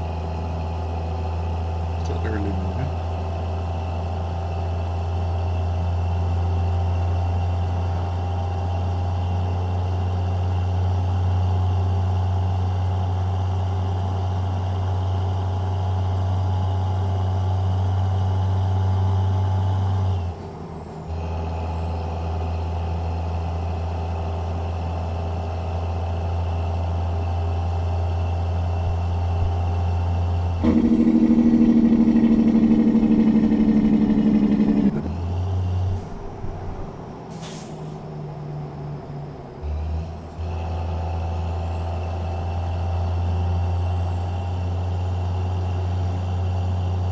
Guess I didn't need to slow down that much. Oh, it is kind of foggy.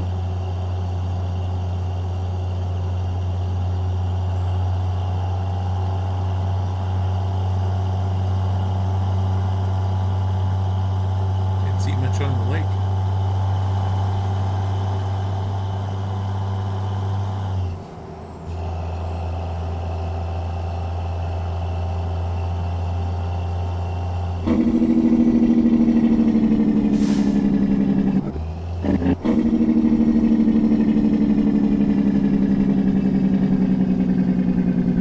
There's the Amtrak.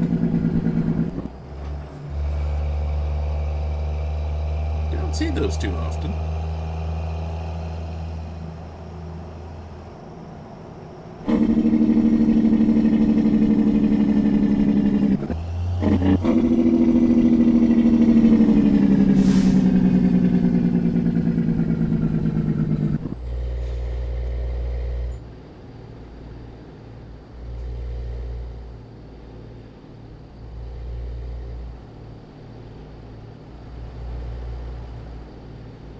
It's just a little foggy.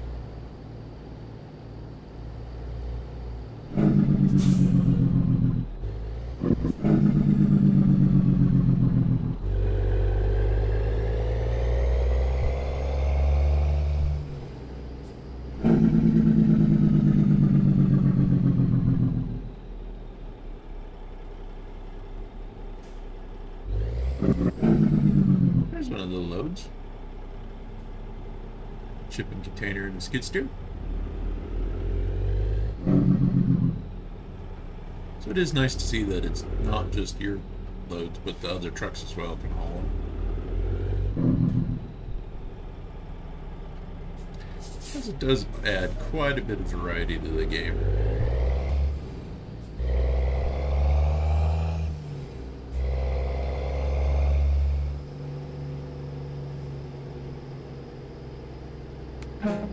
You wait.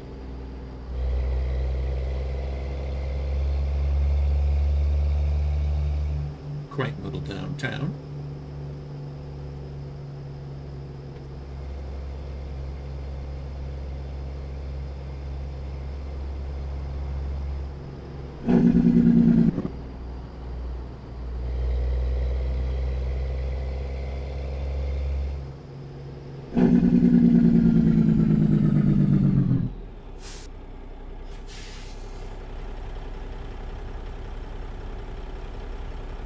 He can block the intersection, as long as we're not blocking it.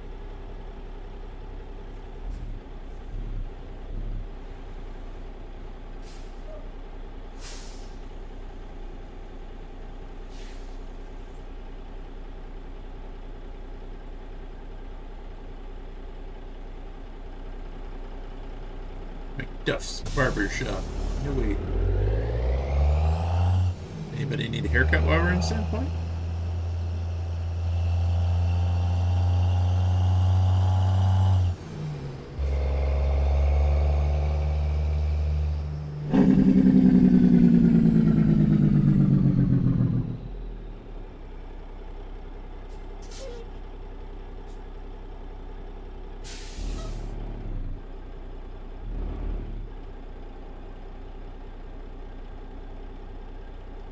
Pretty decent torque twist.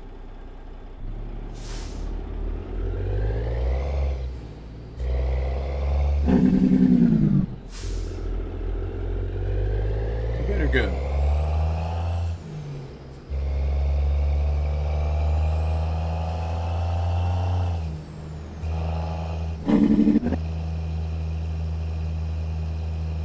And a dreaded roundabout.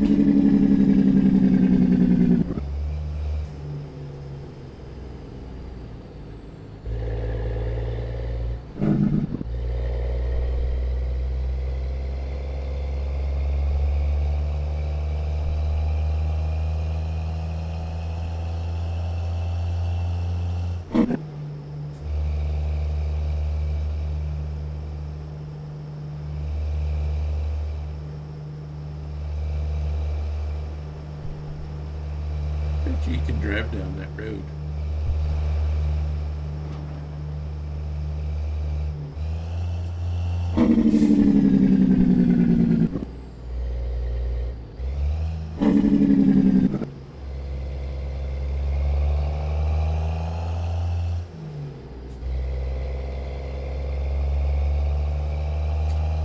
haul to the same companies quite a bit.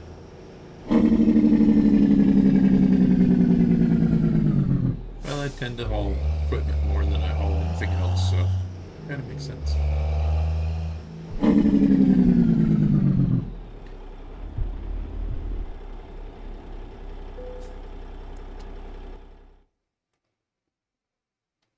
I'm gonna park it inside. Interesting.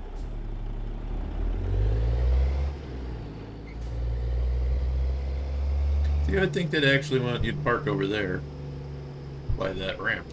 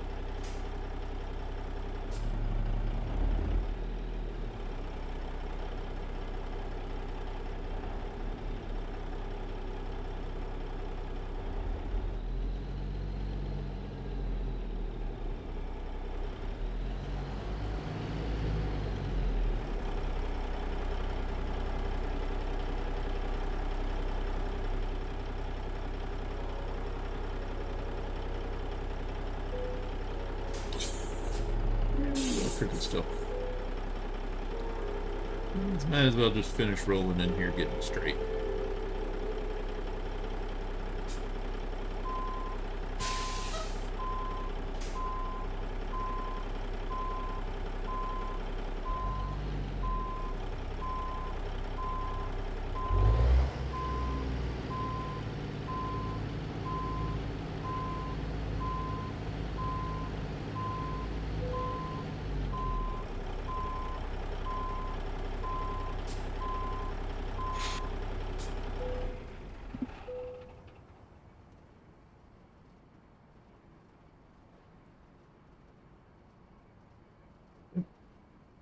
Don't hit it.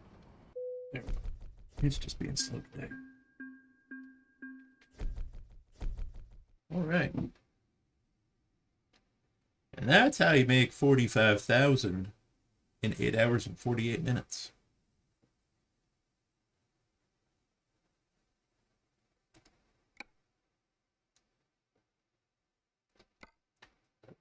Check the career here, just so you can kind of see where we're at. We've total mass is 544,000 pounds. We've done 14 total deliveries. 13 of 97 companies served. 21 of 1,351 depots. Most common delivery is wheel loader, because apparently we've done it more than twice. 11 excellent, 2 lates, 1 satisfactory. On-time accomplishments 12, undamaged 13, special transports are 0. We have 5% of the map unlocked, 2 truck dealers unlocked, 1 recruitment gallery unlocked, and 5 viewpoints for photo trophies. 1 truck owned, truck types used for jobs 4. Most used truck is the Superliner. We've done 5,825 miles so far. 1 garage, 1 driver, 1 trailer. And we spent 7 days, 1 hours in game. Traffic fence is disabled because, of course, we've gotten 14 of them, 3 of them red lights, 8 of them crashes, and 1 no light. Let's see here. Boom lift, construction, cables, construction, trees, wheel loader, tractor. Yeah, 2 wheel loaders. The most common. I want to say the log stacker is probably the heaviest.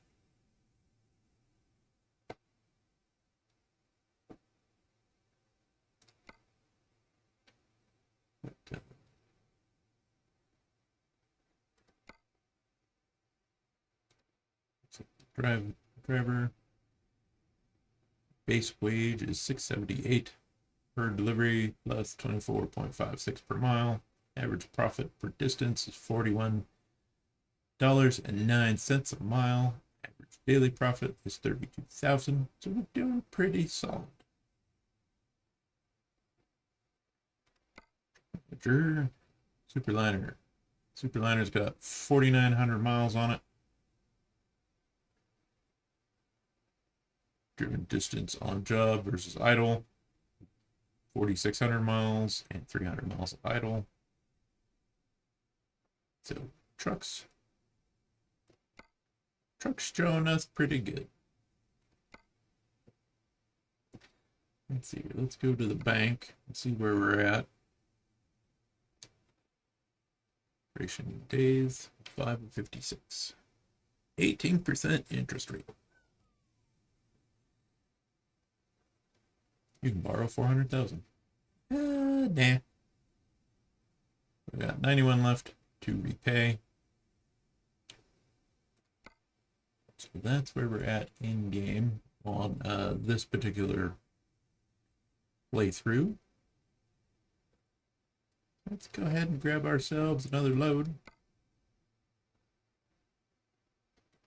Check its sand point here.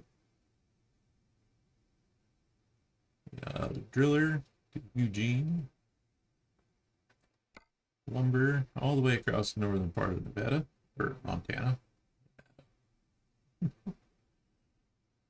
Big tires back down to Bozeman. No, not back to Bozeman. Some forklifts we could run over to Seattle. Driller a little closer. Pallets, waste, tractor. Big tires. Boom lift to Spokane. Construction Grand Coulee.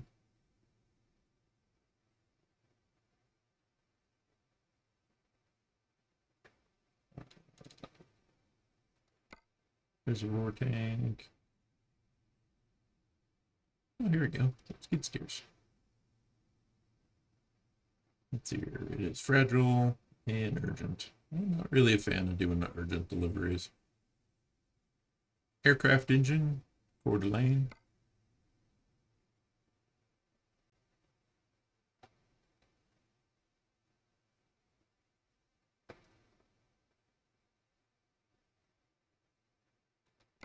I think we're going to do the lumber just so we can hit up a few different companies. Because we've hit HMS and coastline mining fairly often, so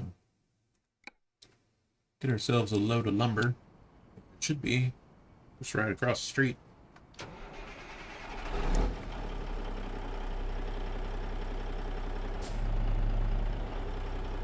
Could have done the loader, which again, on a 9-axle, just ridiculous. Doesn't need it.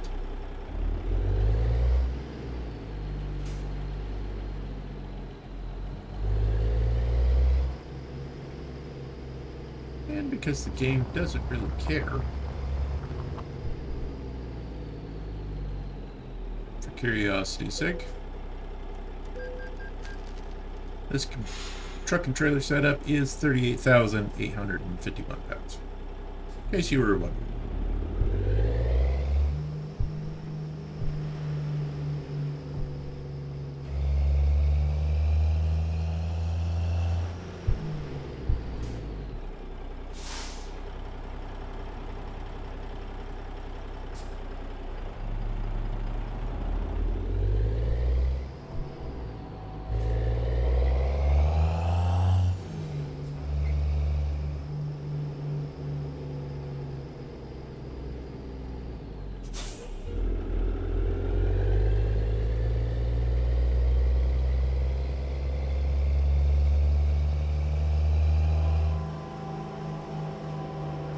No, I'm playing on a Xbox controller.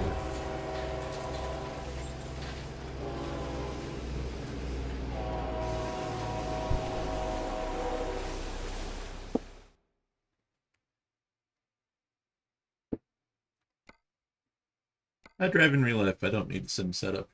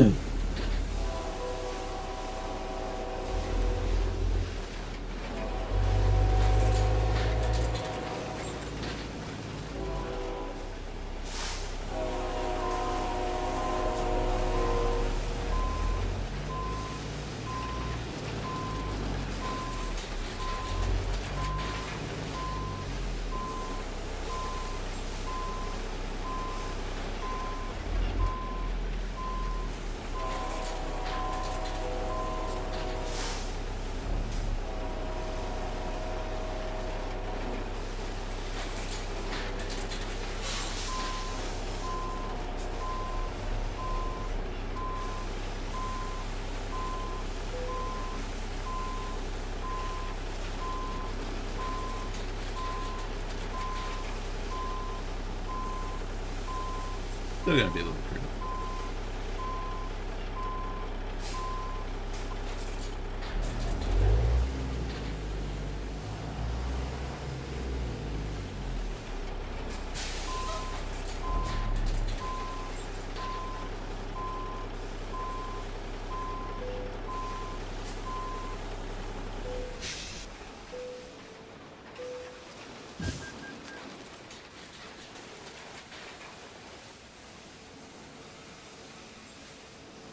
This is actually a new profile on World of Trucks. I got another one where I got a lot more cities discovered and things, so not terribly worried about discovering cities on this one.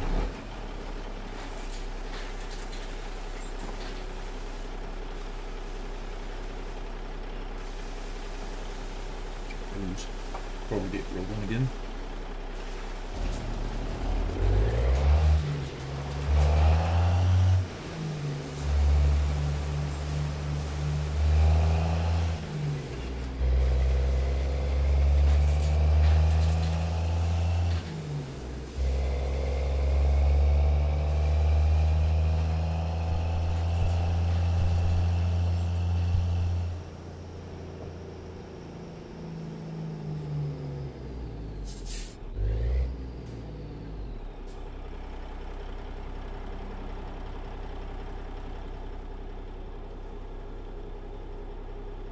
I ain't that far out in the intersection, jeez.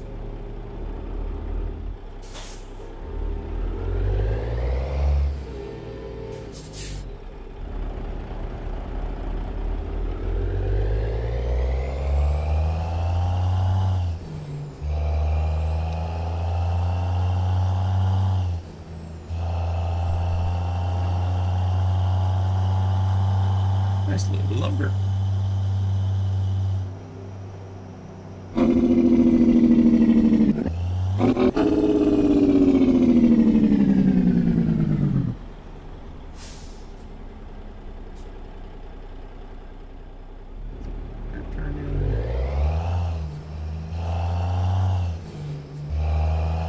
Hopefully the train doesn't come mid-turn.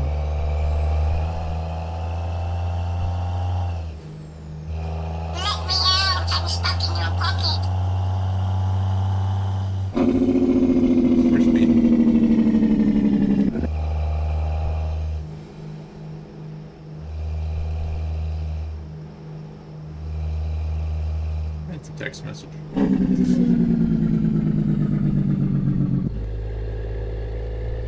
It's a game, so I probably could cheat and check my text messages, but we're not going to.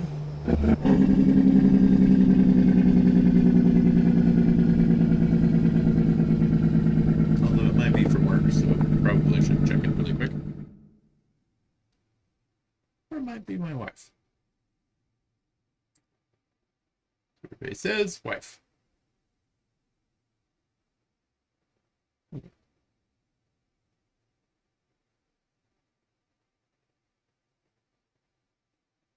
Nothing earth-shaking.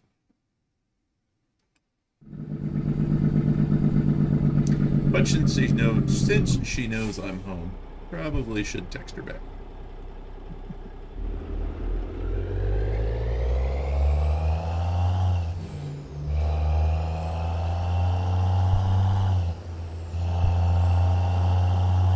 Sandpoint is a pretty place.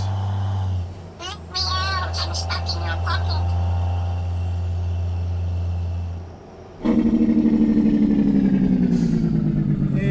idiot in the boat's going to block the intersection.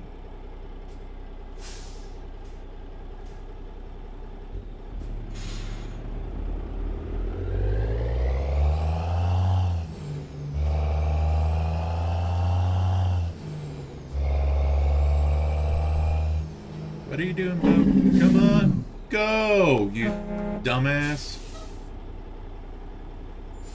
I tell you, the AI is just as dumb as people in real life.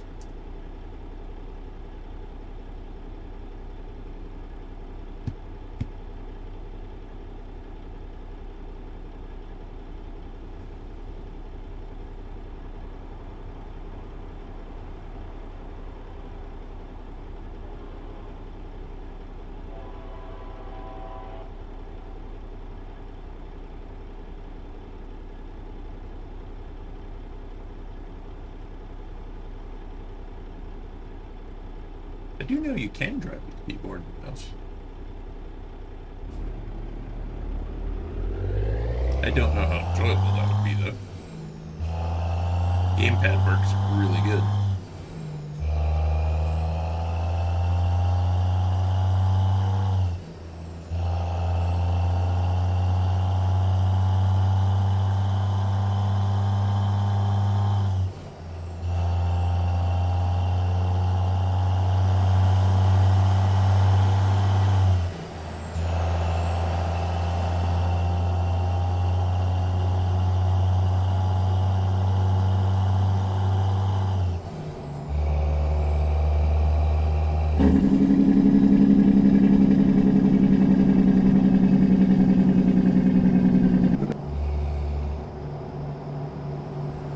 Probably don't need to be speeding.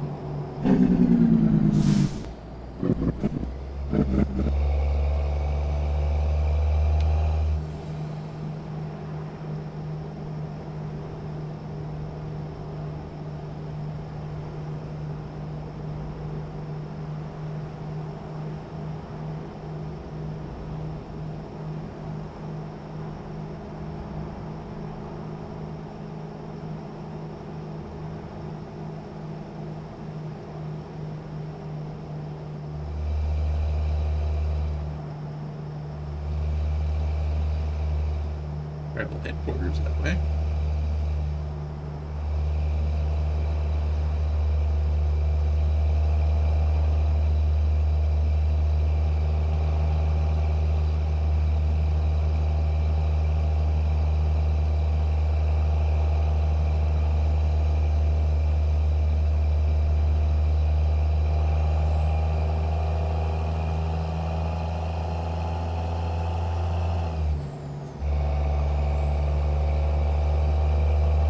Nice, this one's closed.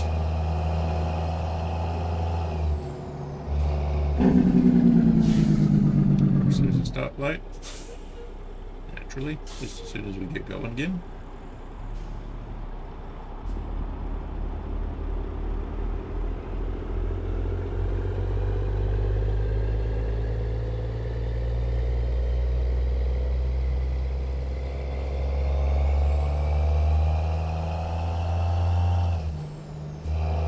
Got plenty of fuel, so we're not going to worry about that.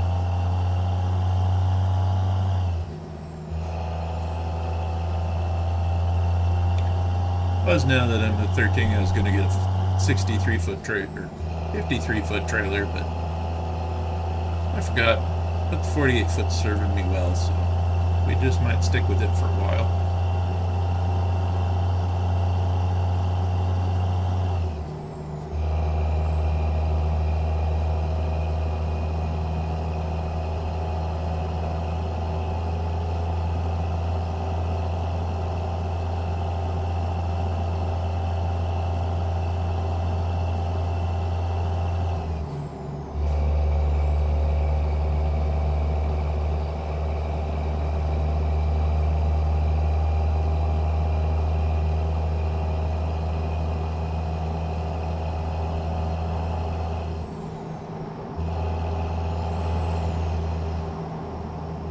Pretty canyon.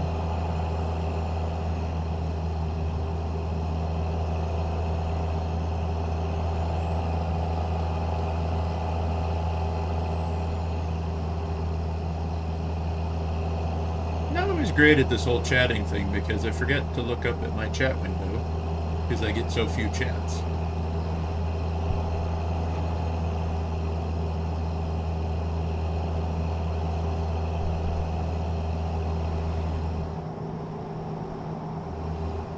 I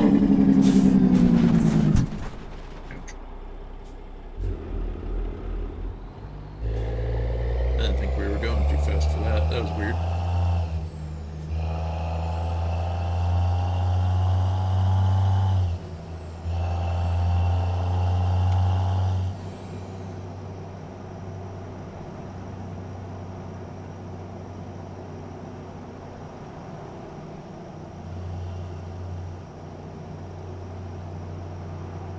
Hit your nose, and then we'll get back on the ride.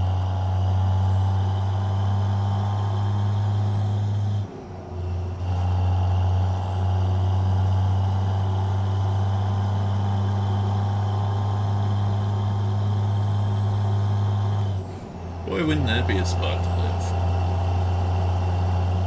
Oh, dock right on the river.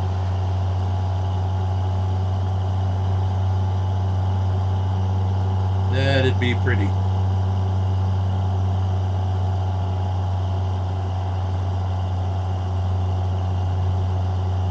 Certainly would be pretty.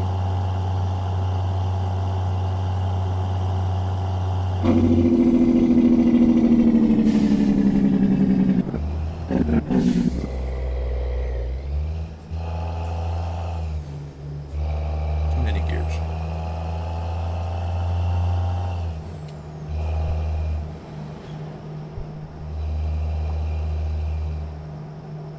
Detroit Trojans. Really interesting school building.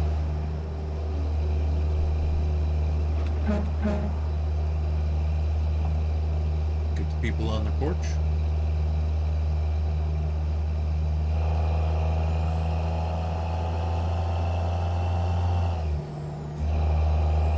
Probably have to pull into the scale.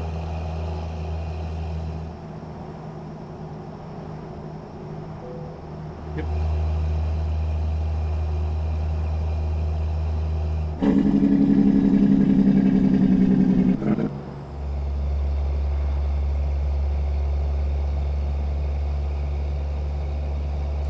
And there's an accident. Yes, of course. Nobody knows how to merge anymore? That's scarily accurate, let me tell you.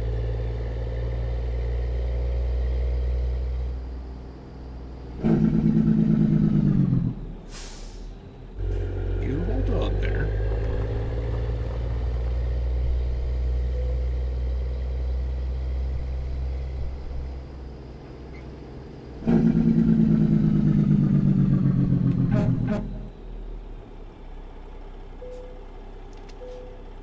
$71,742 is our total.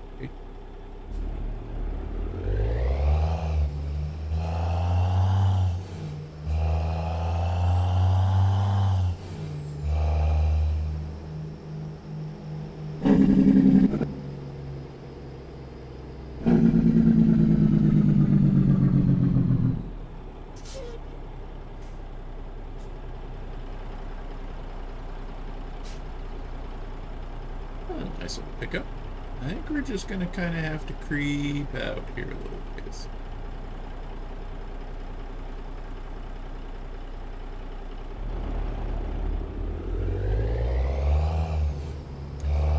Or wait for the AI to do something silly like that. Then we're good to go.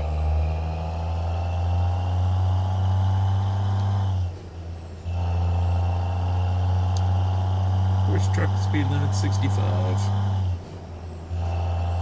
53 miles to Kalispell.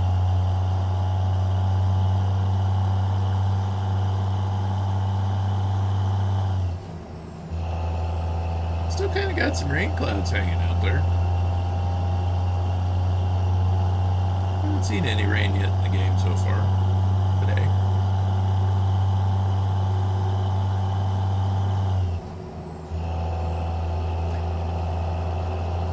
Forget I changed the engine in the truck. And there's a bonehead. Accurate. Actually, it'd been more accurate if they went flying past us and cut us off. That would be more accurate.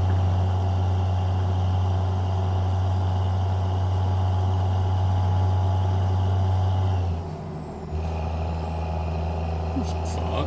That's pretty.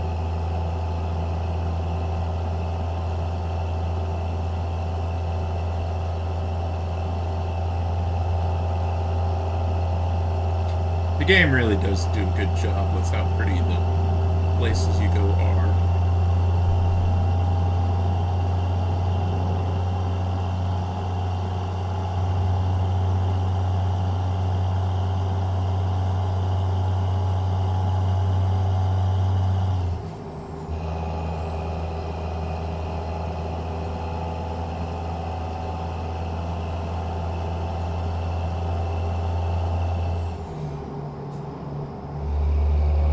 We're in 8 high and we'll just cruise along at 65.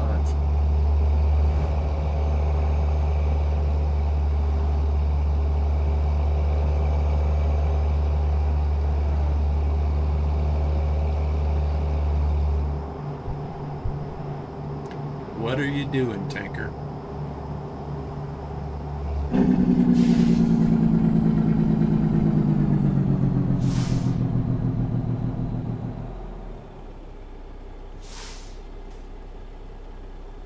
I don't think he knows what he's doing.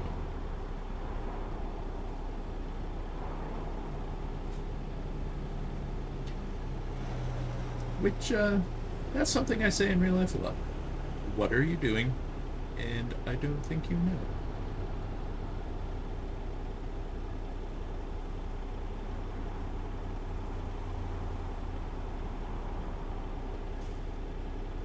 Apparently my doggo just decided to stay outside the rest of the afternoon.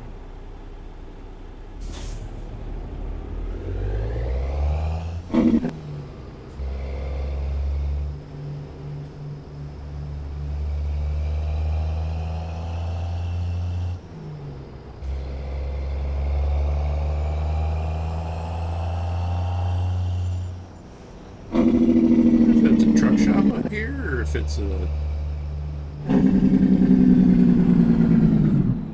Gotta be a recruitment agency. I don't think there's a truck dealer this far north.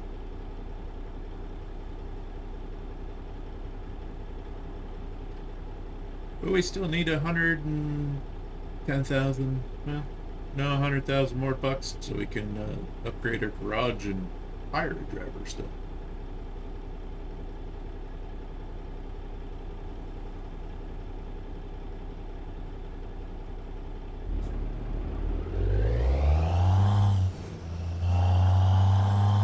Everything still looks green on my end, so the stream's going pretty good.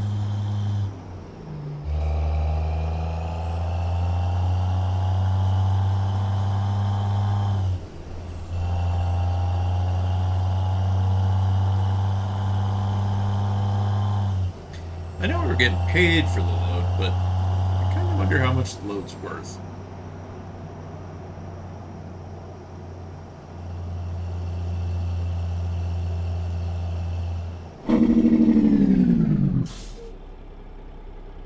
Like, those front bunks are probably 14s, and the back probably, I'm gonna say 16 or 18. 2x6.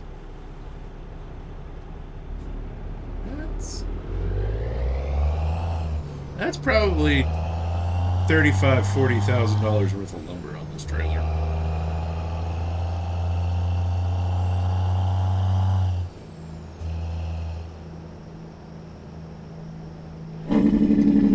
Lumber's not cheap anymore, especially 2x6.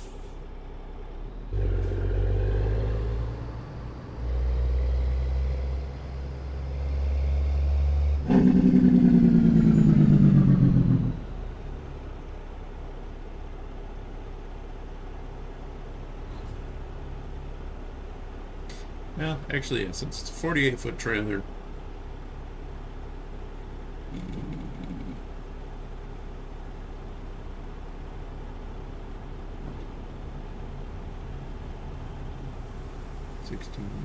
26.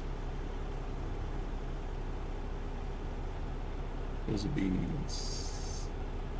Those would have to be under 16 foot.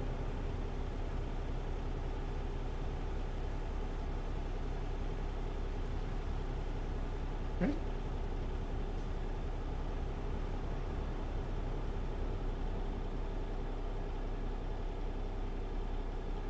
$16 and 16 would be 32. And another 16 would be 48. There. I guessed incorrectly on my lengths. I wonder what they're arguing about. Whose turn it is to drive or whose turn it is to pay the donuts.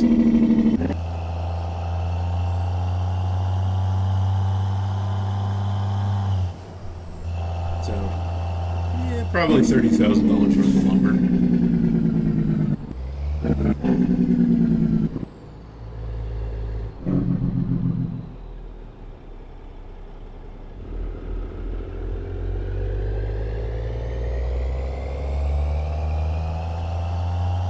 Lumber prices must be really cheap in the game, because I don't think we're getting paid that much.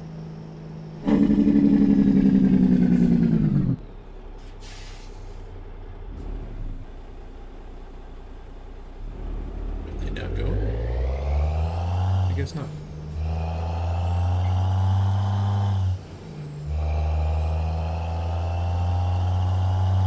Crispy chicken. It is dinner time in game.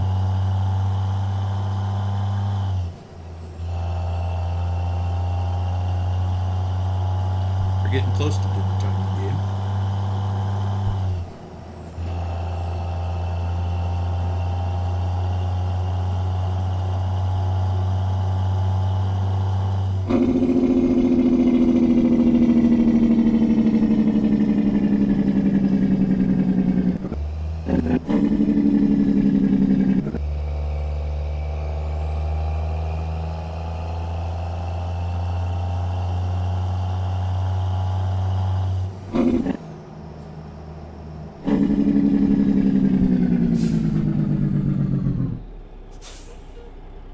Got a train coming, or is this just where we're stopping for this traffic light? I guess that's just where we're stopping for the traffic light. Hey, the AI knows not to stop on the railroad tracks. Yay!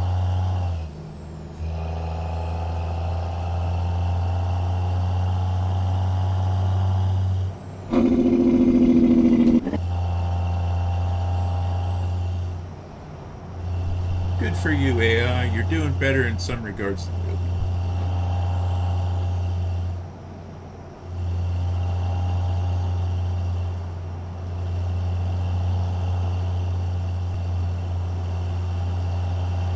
Absolutely beautiful up there.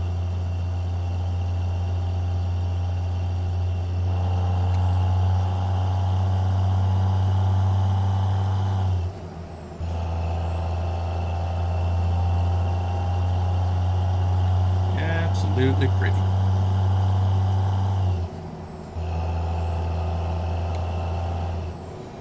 We'll set the cruise at about 45, 46.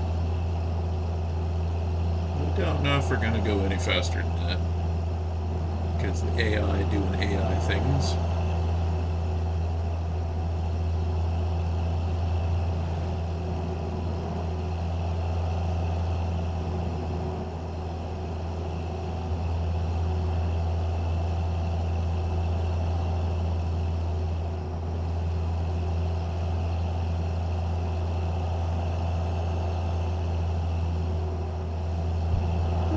Pardon me.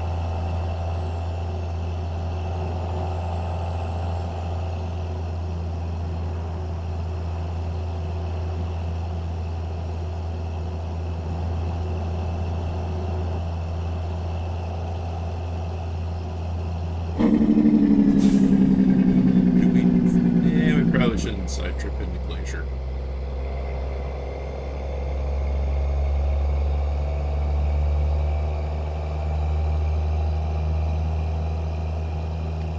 However, if you've never been to Glacier National Park, I'd recommend going.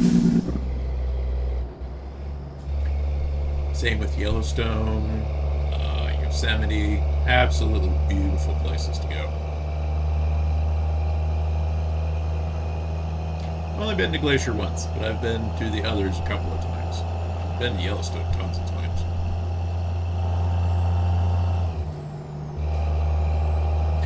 When we lived in Laramie, pretty much anytime family came up to visit, we'd take them to Yellowstone.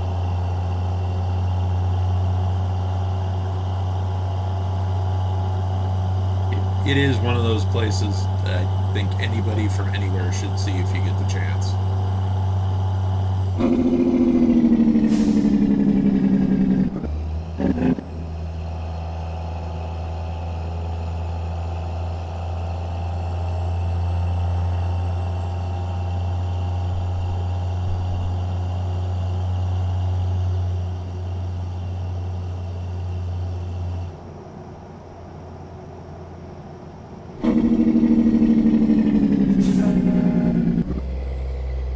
You don't have to go that slow. It's at 35, not 28.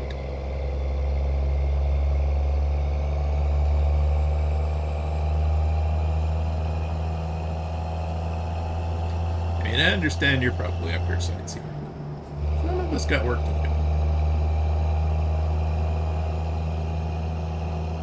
And if you want to sightsee, pull over and let everybody else who's not sightseeing pass.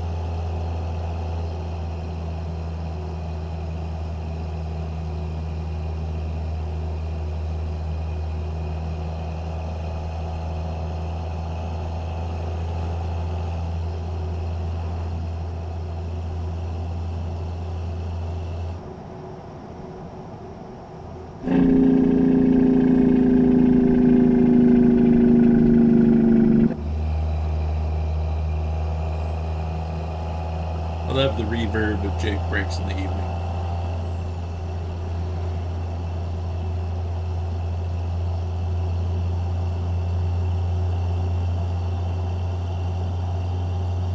I think I've actually been to most of the national parks on the west side of the country.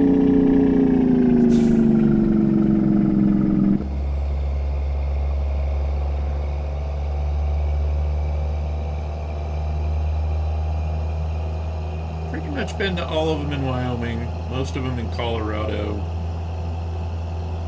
a couple in Montana, several here in Idaho, several down in California and Nevada, and Arizona.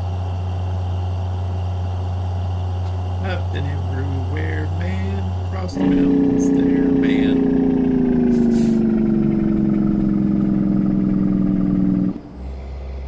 I've also stood on a corner in Winslow, Arizona. But I didn't see any good looking girls checking me out in a flatbed Ford.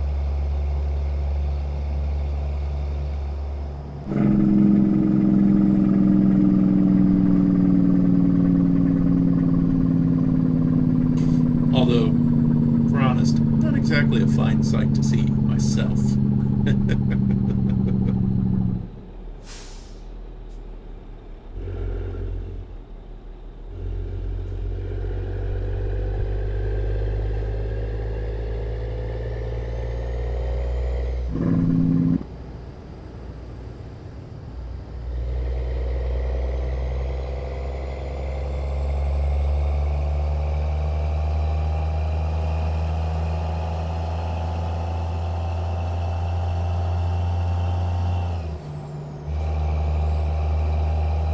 Kind of getting back out onto the plains now.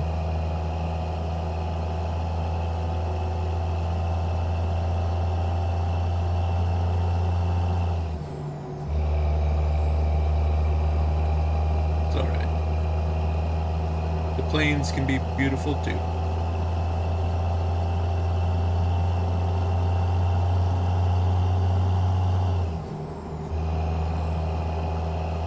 Or boring as all hell.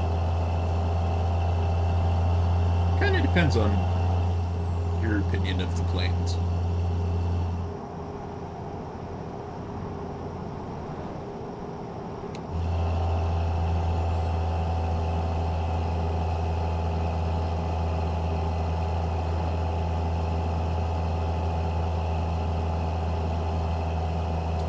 sure why it looks like he's driving with his brake lights on.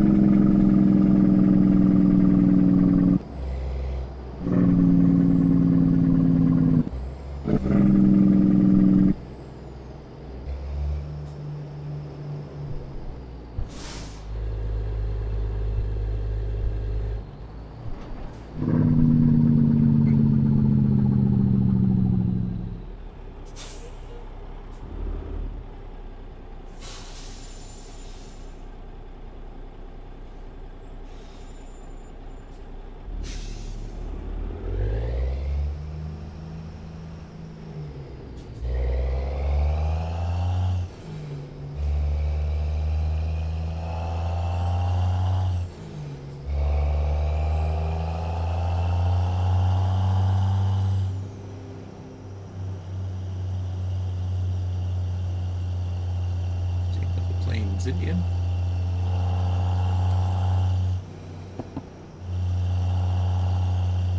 And Taco Kingdom. What do you need, tacos?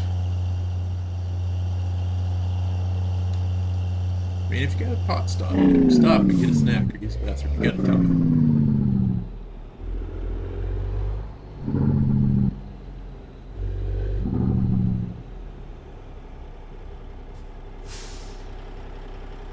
T800, which is a free mod. And actually, I think one of the only mod trucks that shows up in AI traffic. Because I've not seen the Superliner in AI traffic. Or any of the cab overs.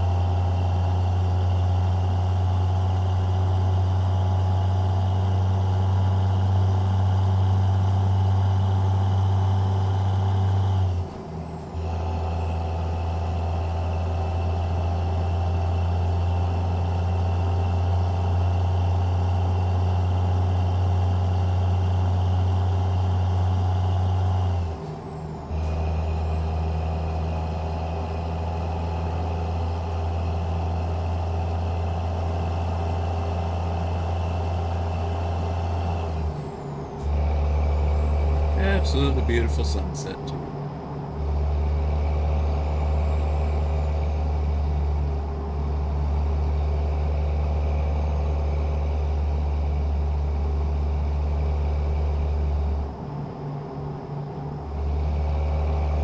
Nice peaceful 2-lane highway. That's what we like.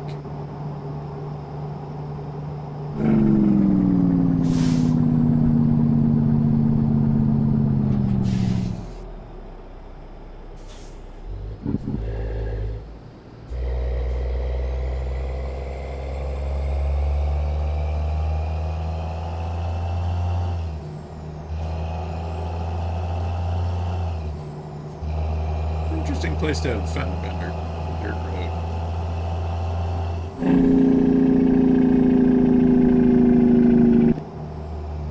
Wasn't paying attention to the speed limit.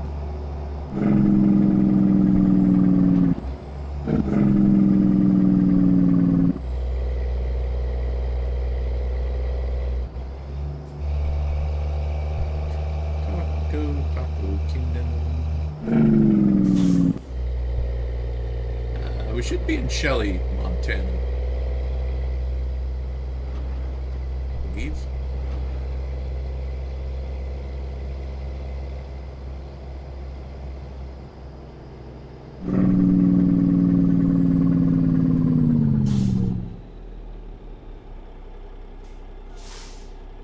Canada to the left.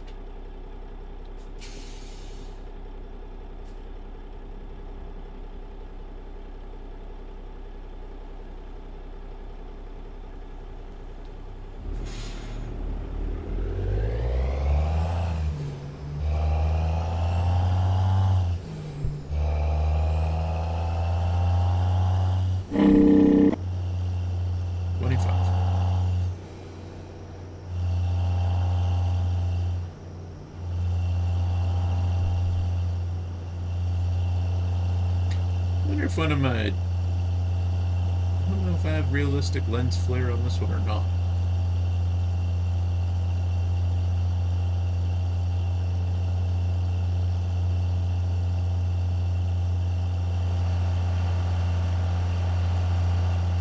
Cut pink. Shelby's 32 months.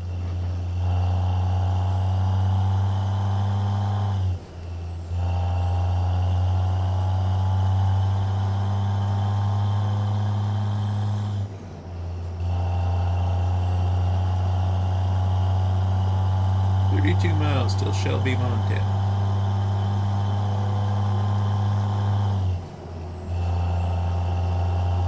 Be a little late to stop in and say hi to the Wilmers up there.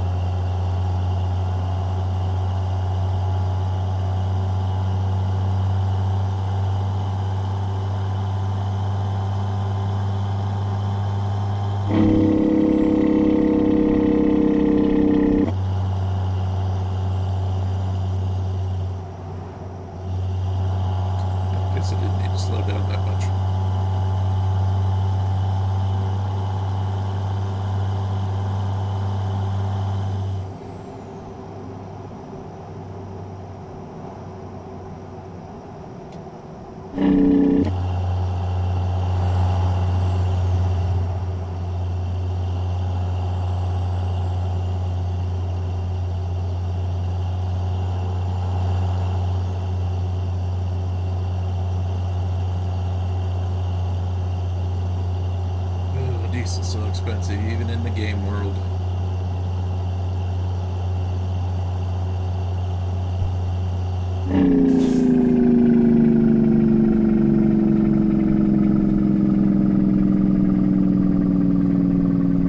Now we're in Shelby, Montana.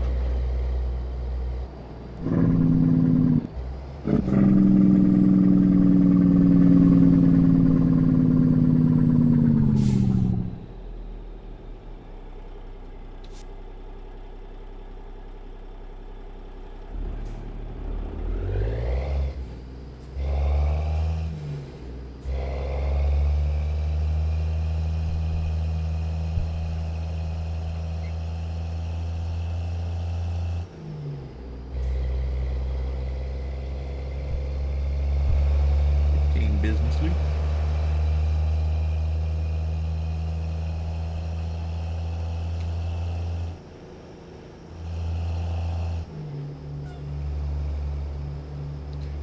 Roll through sleepy little town.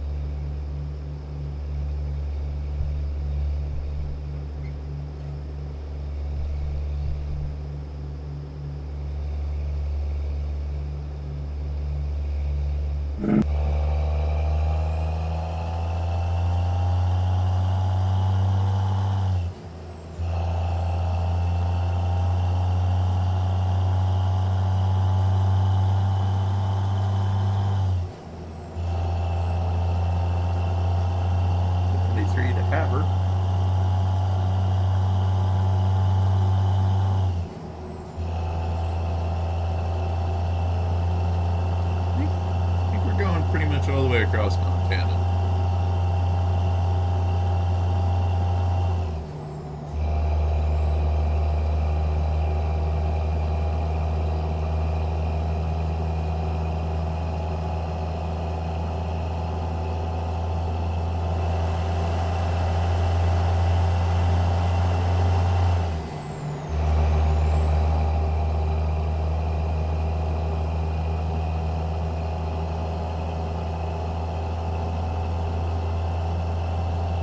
There's actually a mod I'd seen once, and I keep forgetting to go look for it. Somebody actually did make the Welker Farms paint job for the 9300 Eagle.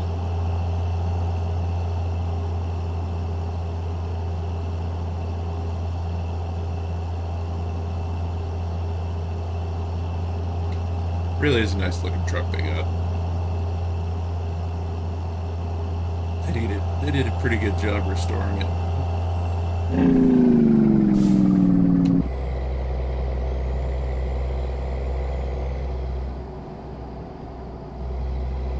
Can we fill up here?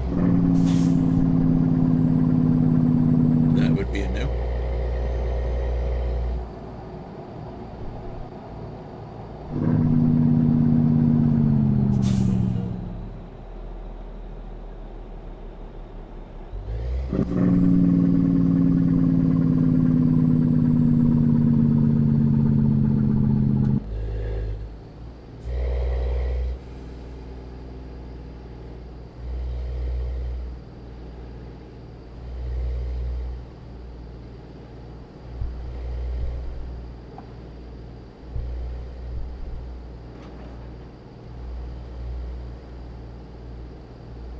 I like the ambient sounds.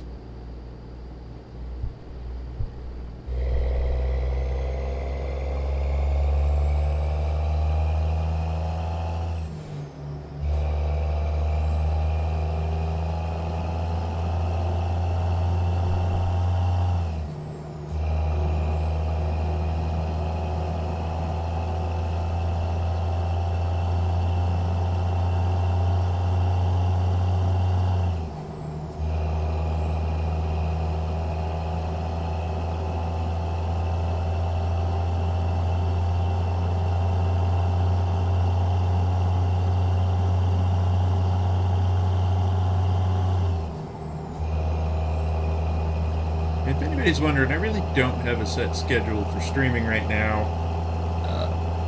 My real work hours fluctuate enough that it's kind of hard to schedule it.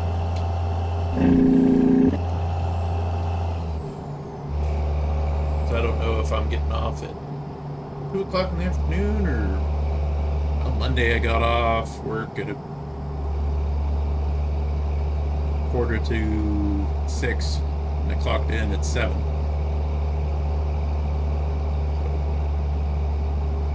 Almost an 11-hour day. And then weekends, it kind of depends on what chores I got to do, and Sundays, what time I get up at. Because the wife gets up, goes to church on Sundays, and the dog and I, we stay in bed on Sundays.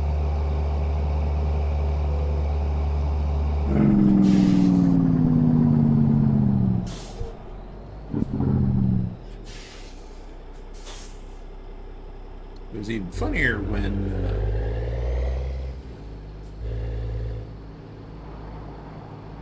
the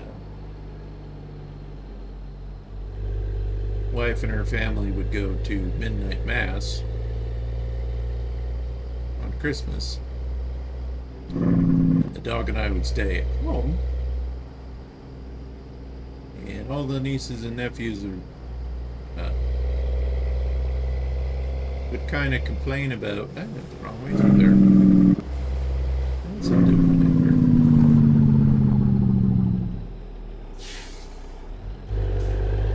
here? It is one. So they'd all be like, how come he gets to stay home and we gotta go to midnight mass? Well, I'm not a good church person.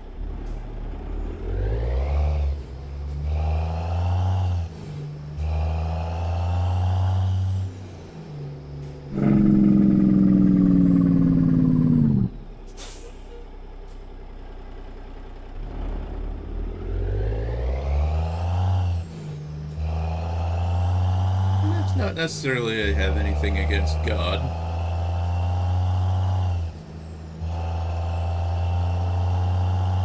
But I'm not a big fan of him either.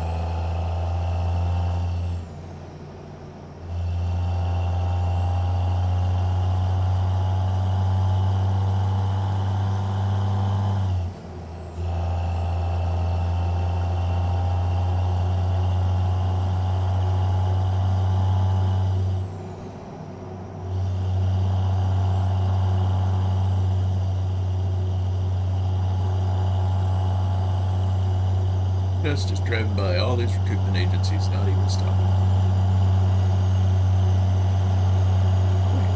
If you need a Ford truck, looked like they had a lot of Ford trucks there.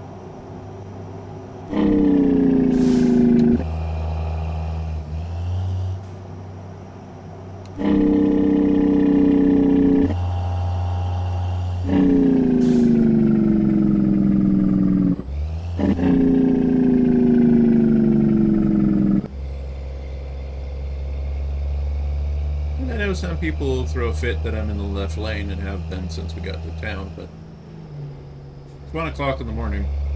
I don't care.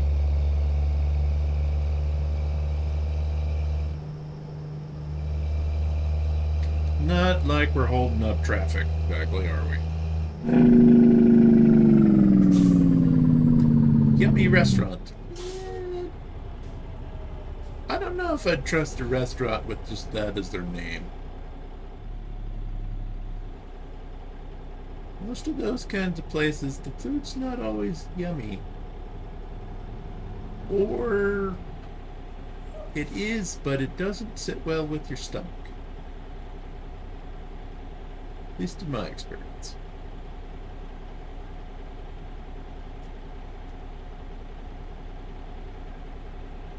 And then we sit at the longest red light at 1 o'clock.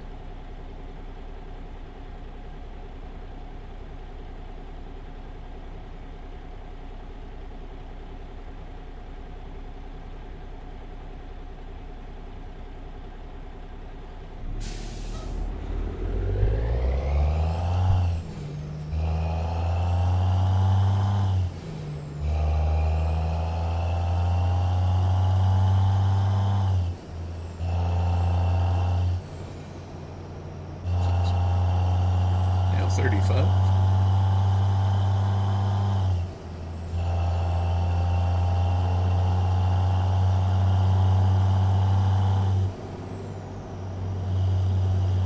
And I also know as soon as we get out of town, it's going to go, the right lane's going to end.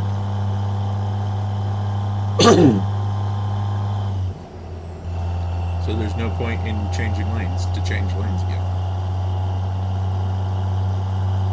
See, right lane ends.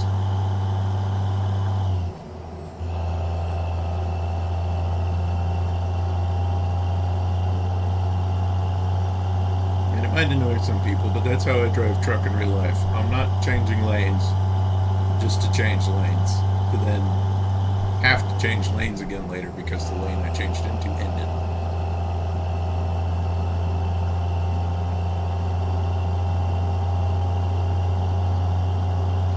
That makes 0 sense, and if you're in that big of a hurry, you can go around me on the right.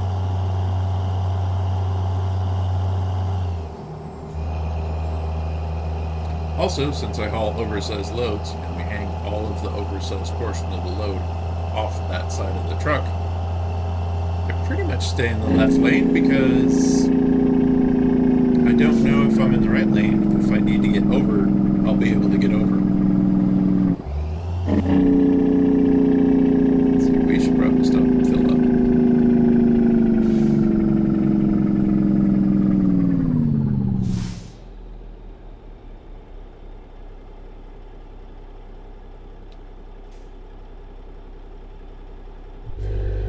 No sense. No sense running out of fuel. And down to idiot light again.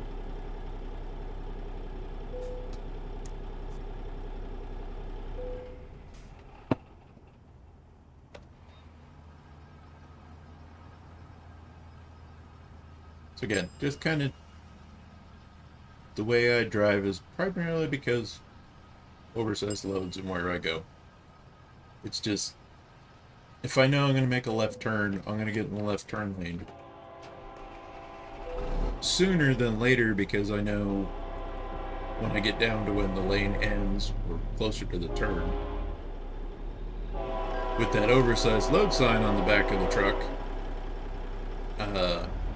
people aren't going to let me over.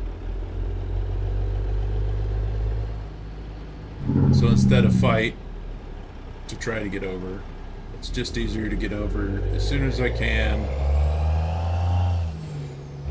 and annoy people that way, instead of just waiting until the last minute to try to get over into the left lane because the right lane ends,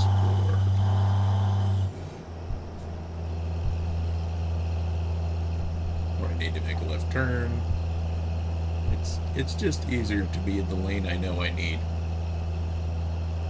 Same with right turns. I'm going to make a right turn, I'll get in the right lane.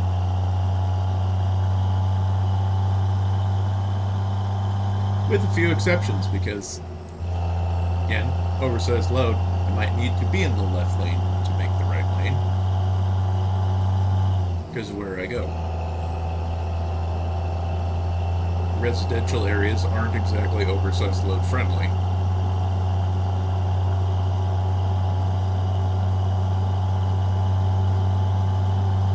So I kind of just have to drive so I can get where I need to get.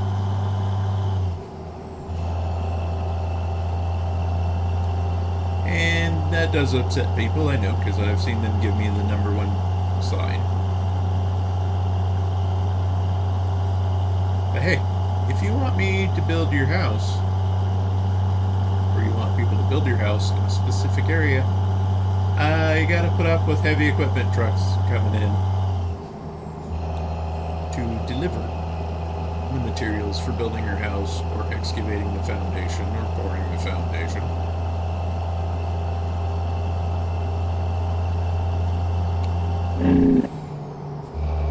And if you have a very big house, you generally need a lot of trusses, or you need very big trusses. So I do kind of get a little sick joy when I have a pilot car, because I'm 13 foot 10 wide, and the truss pack, or the trusses on the trailer, are 5 to 8 feet longer than you're legally allowed to have a tractor trailer. Yeah. In a gated community also. I've been 68 feet long and 12 foot 6 tall in a gated community on a golf course even. Boy, you want to talk about people being mad about a truck being where it shouldn't be. That'll do it, let me tell you. All kinds of lectures.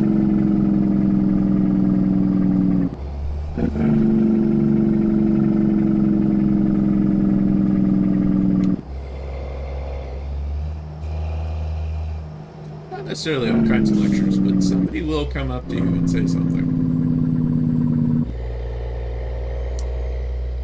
And the last time somebody did, I just shrug my shoulders and go, I'm just delivering the trusses. You don't think we should be down here? You should tell your neighbors they can't build the house that they want to build.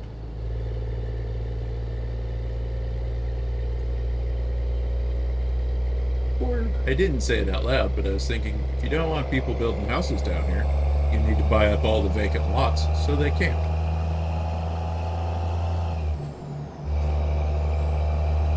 It sounds like my wife is home.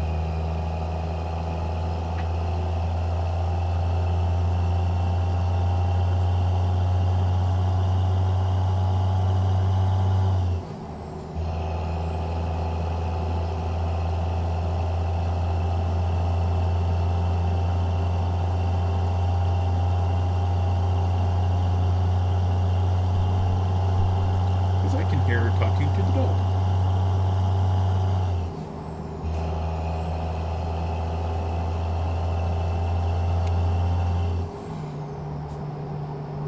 We got 29 more miles to go and get unloaded. That'll do it for this stream. I do appreciate people watching and commenting. And that's most of the fun of streaming, is talking to people.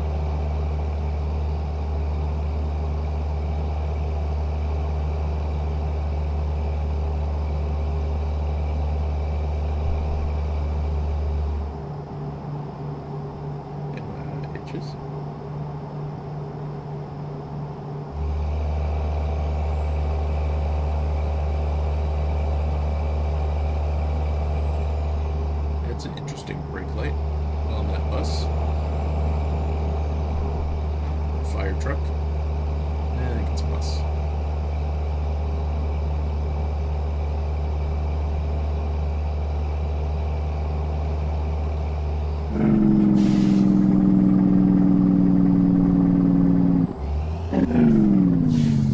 How about that? A little faster than I thought it was going to.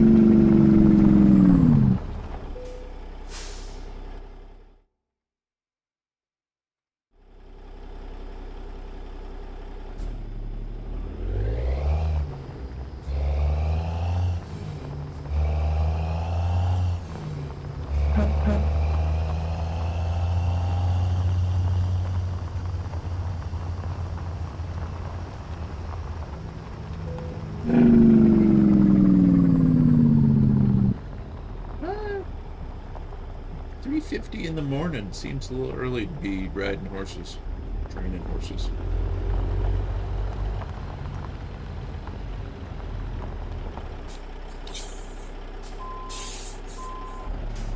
Maybe that's just me though. I've never owned a horse. I don't know how to ride a horse.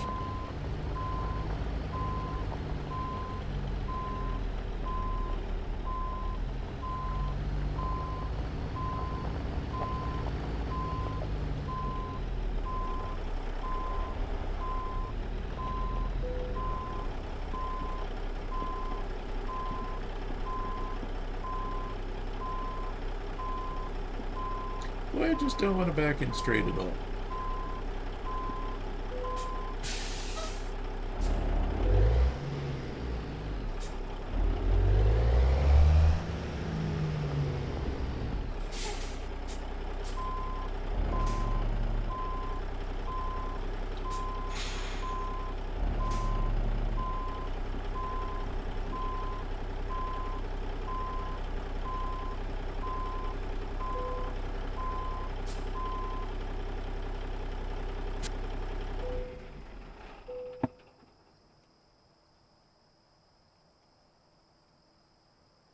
We'll see how we did. Number 581 miles, took us 16 hours, 21 minutes, used 156.8 gallons of fuel, and made 22,342. We also jumped up to level 14, which means we get another point. Let's just keep working on that fuel economy right now. What upgrades do we get?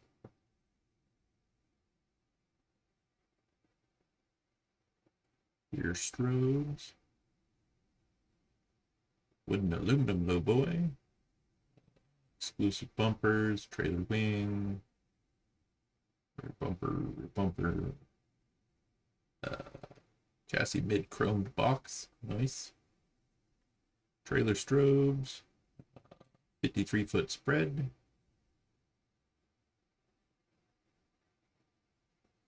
Hoses. Livestock.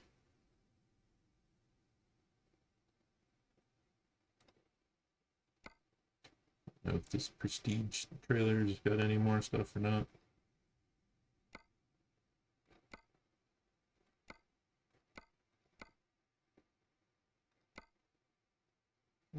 Let's see. Truck updates.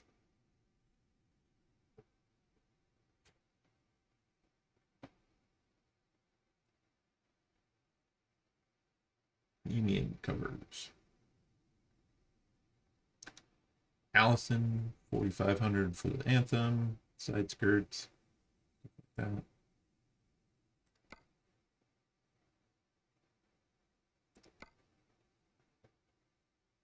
Let's see. Over here to the low boys. I had a mod that was supposed to give me a lot more axle configurations. And apparently, it's still locked. Although, that's part of the mod.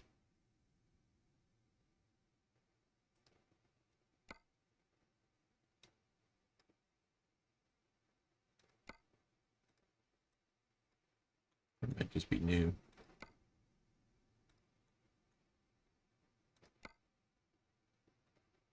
At least now we can get the painted fenders though. Standard exclusive.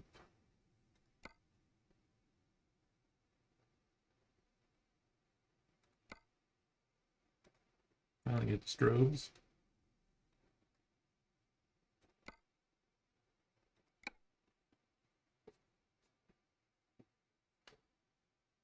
Okay. The drop deck, we should be able to.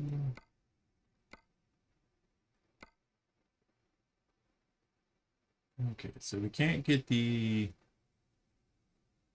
tri and quad axles, but we can get the 53 spread, 53 rear.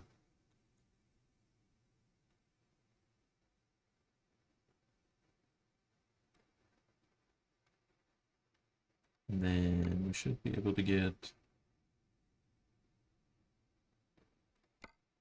strobes.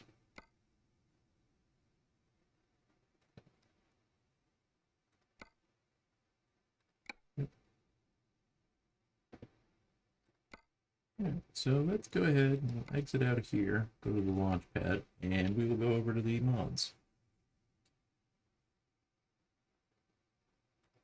And I'll show you what mods are running on this profile.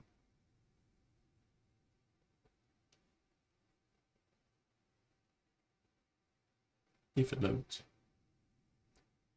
I don't know why the game's been loading so slow. Come on.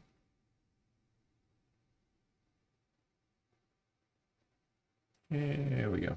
Alright, we got 38 mods. Apparently I can't count. So I have a lot more mods installed than we're running. With the low boy pack here, it's supposed to add 4-axle and a 5-axle, along with 1-axle Jeep dolly, and then a couple configurations along with 11-axle low boy. I got the Honeybee plush, which adds the honeybee you get from Oklahoma to more trucks. Construction equipment, had some construction site themed cargoes. Yeah. And then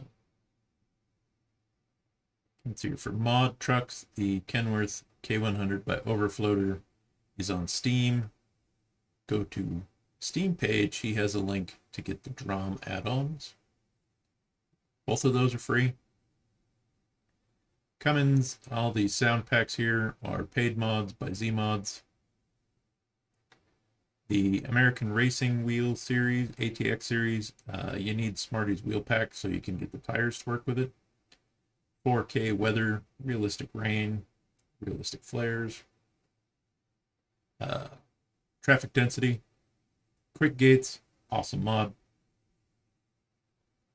If you like doggos, man's best friend, you can get some different breeds of dogs to ride shotgun with you.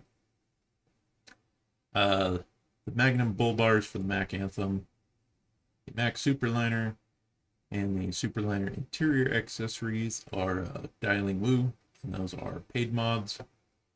Well, the Superliner just comes with them. The Mack Anthem improved dashboard, free. The International 9900, all of that stuff is on Steam. Sound fixes. The ISX 15 remix by Havern, I don't have it on. Multiple trailers and traffic. Just adds different configurations to the AI traffic. Smartest wheel pack is if you want different tires and better Alcoa rims, definitely a mod worth checking out.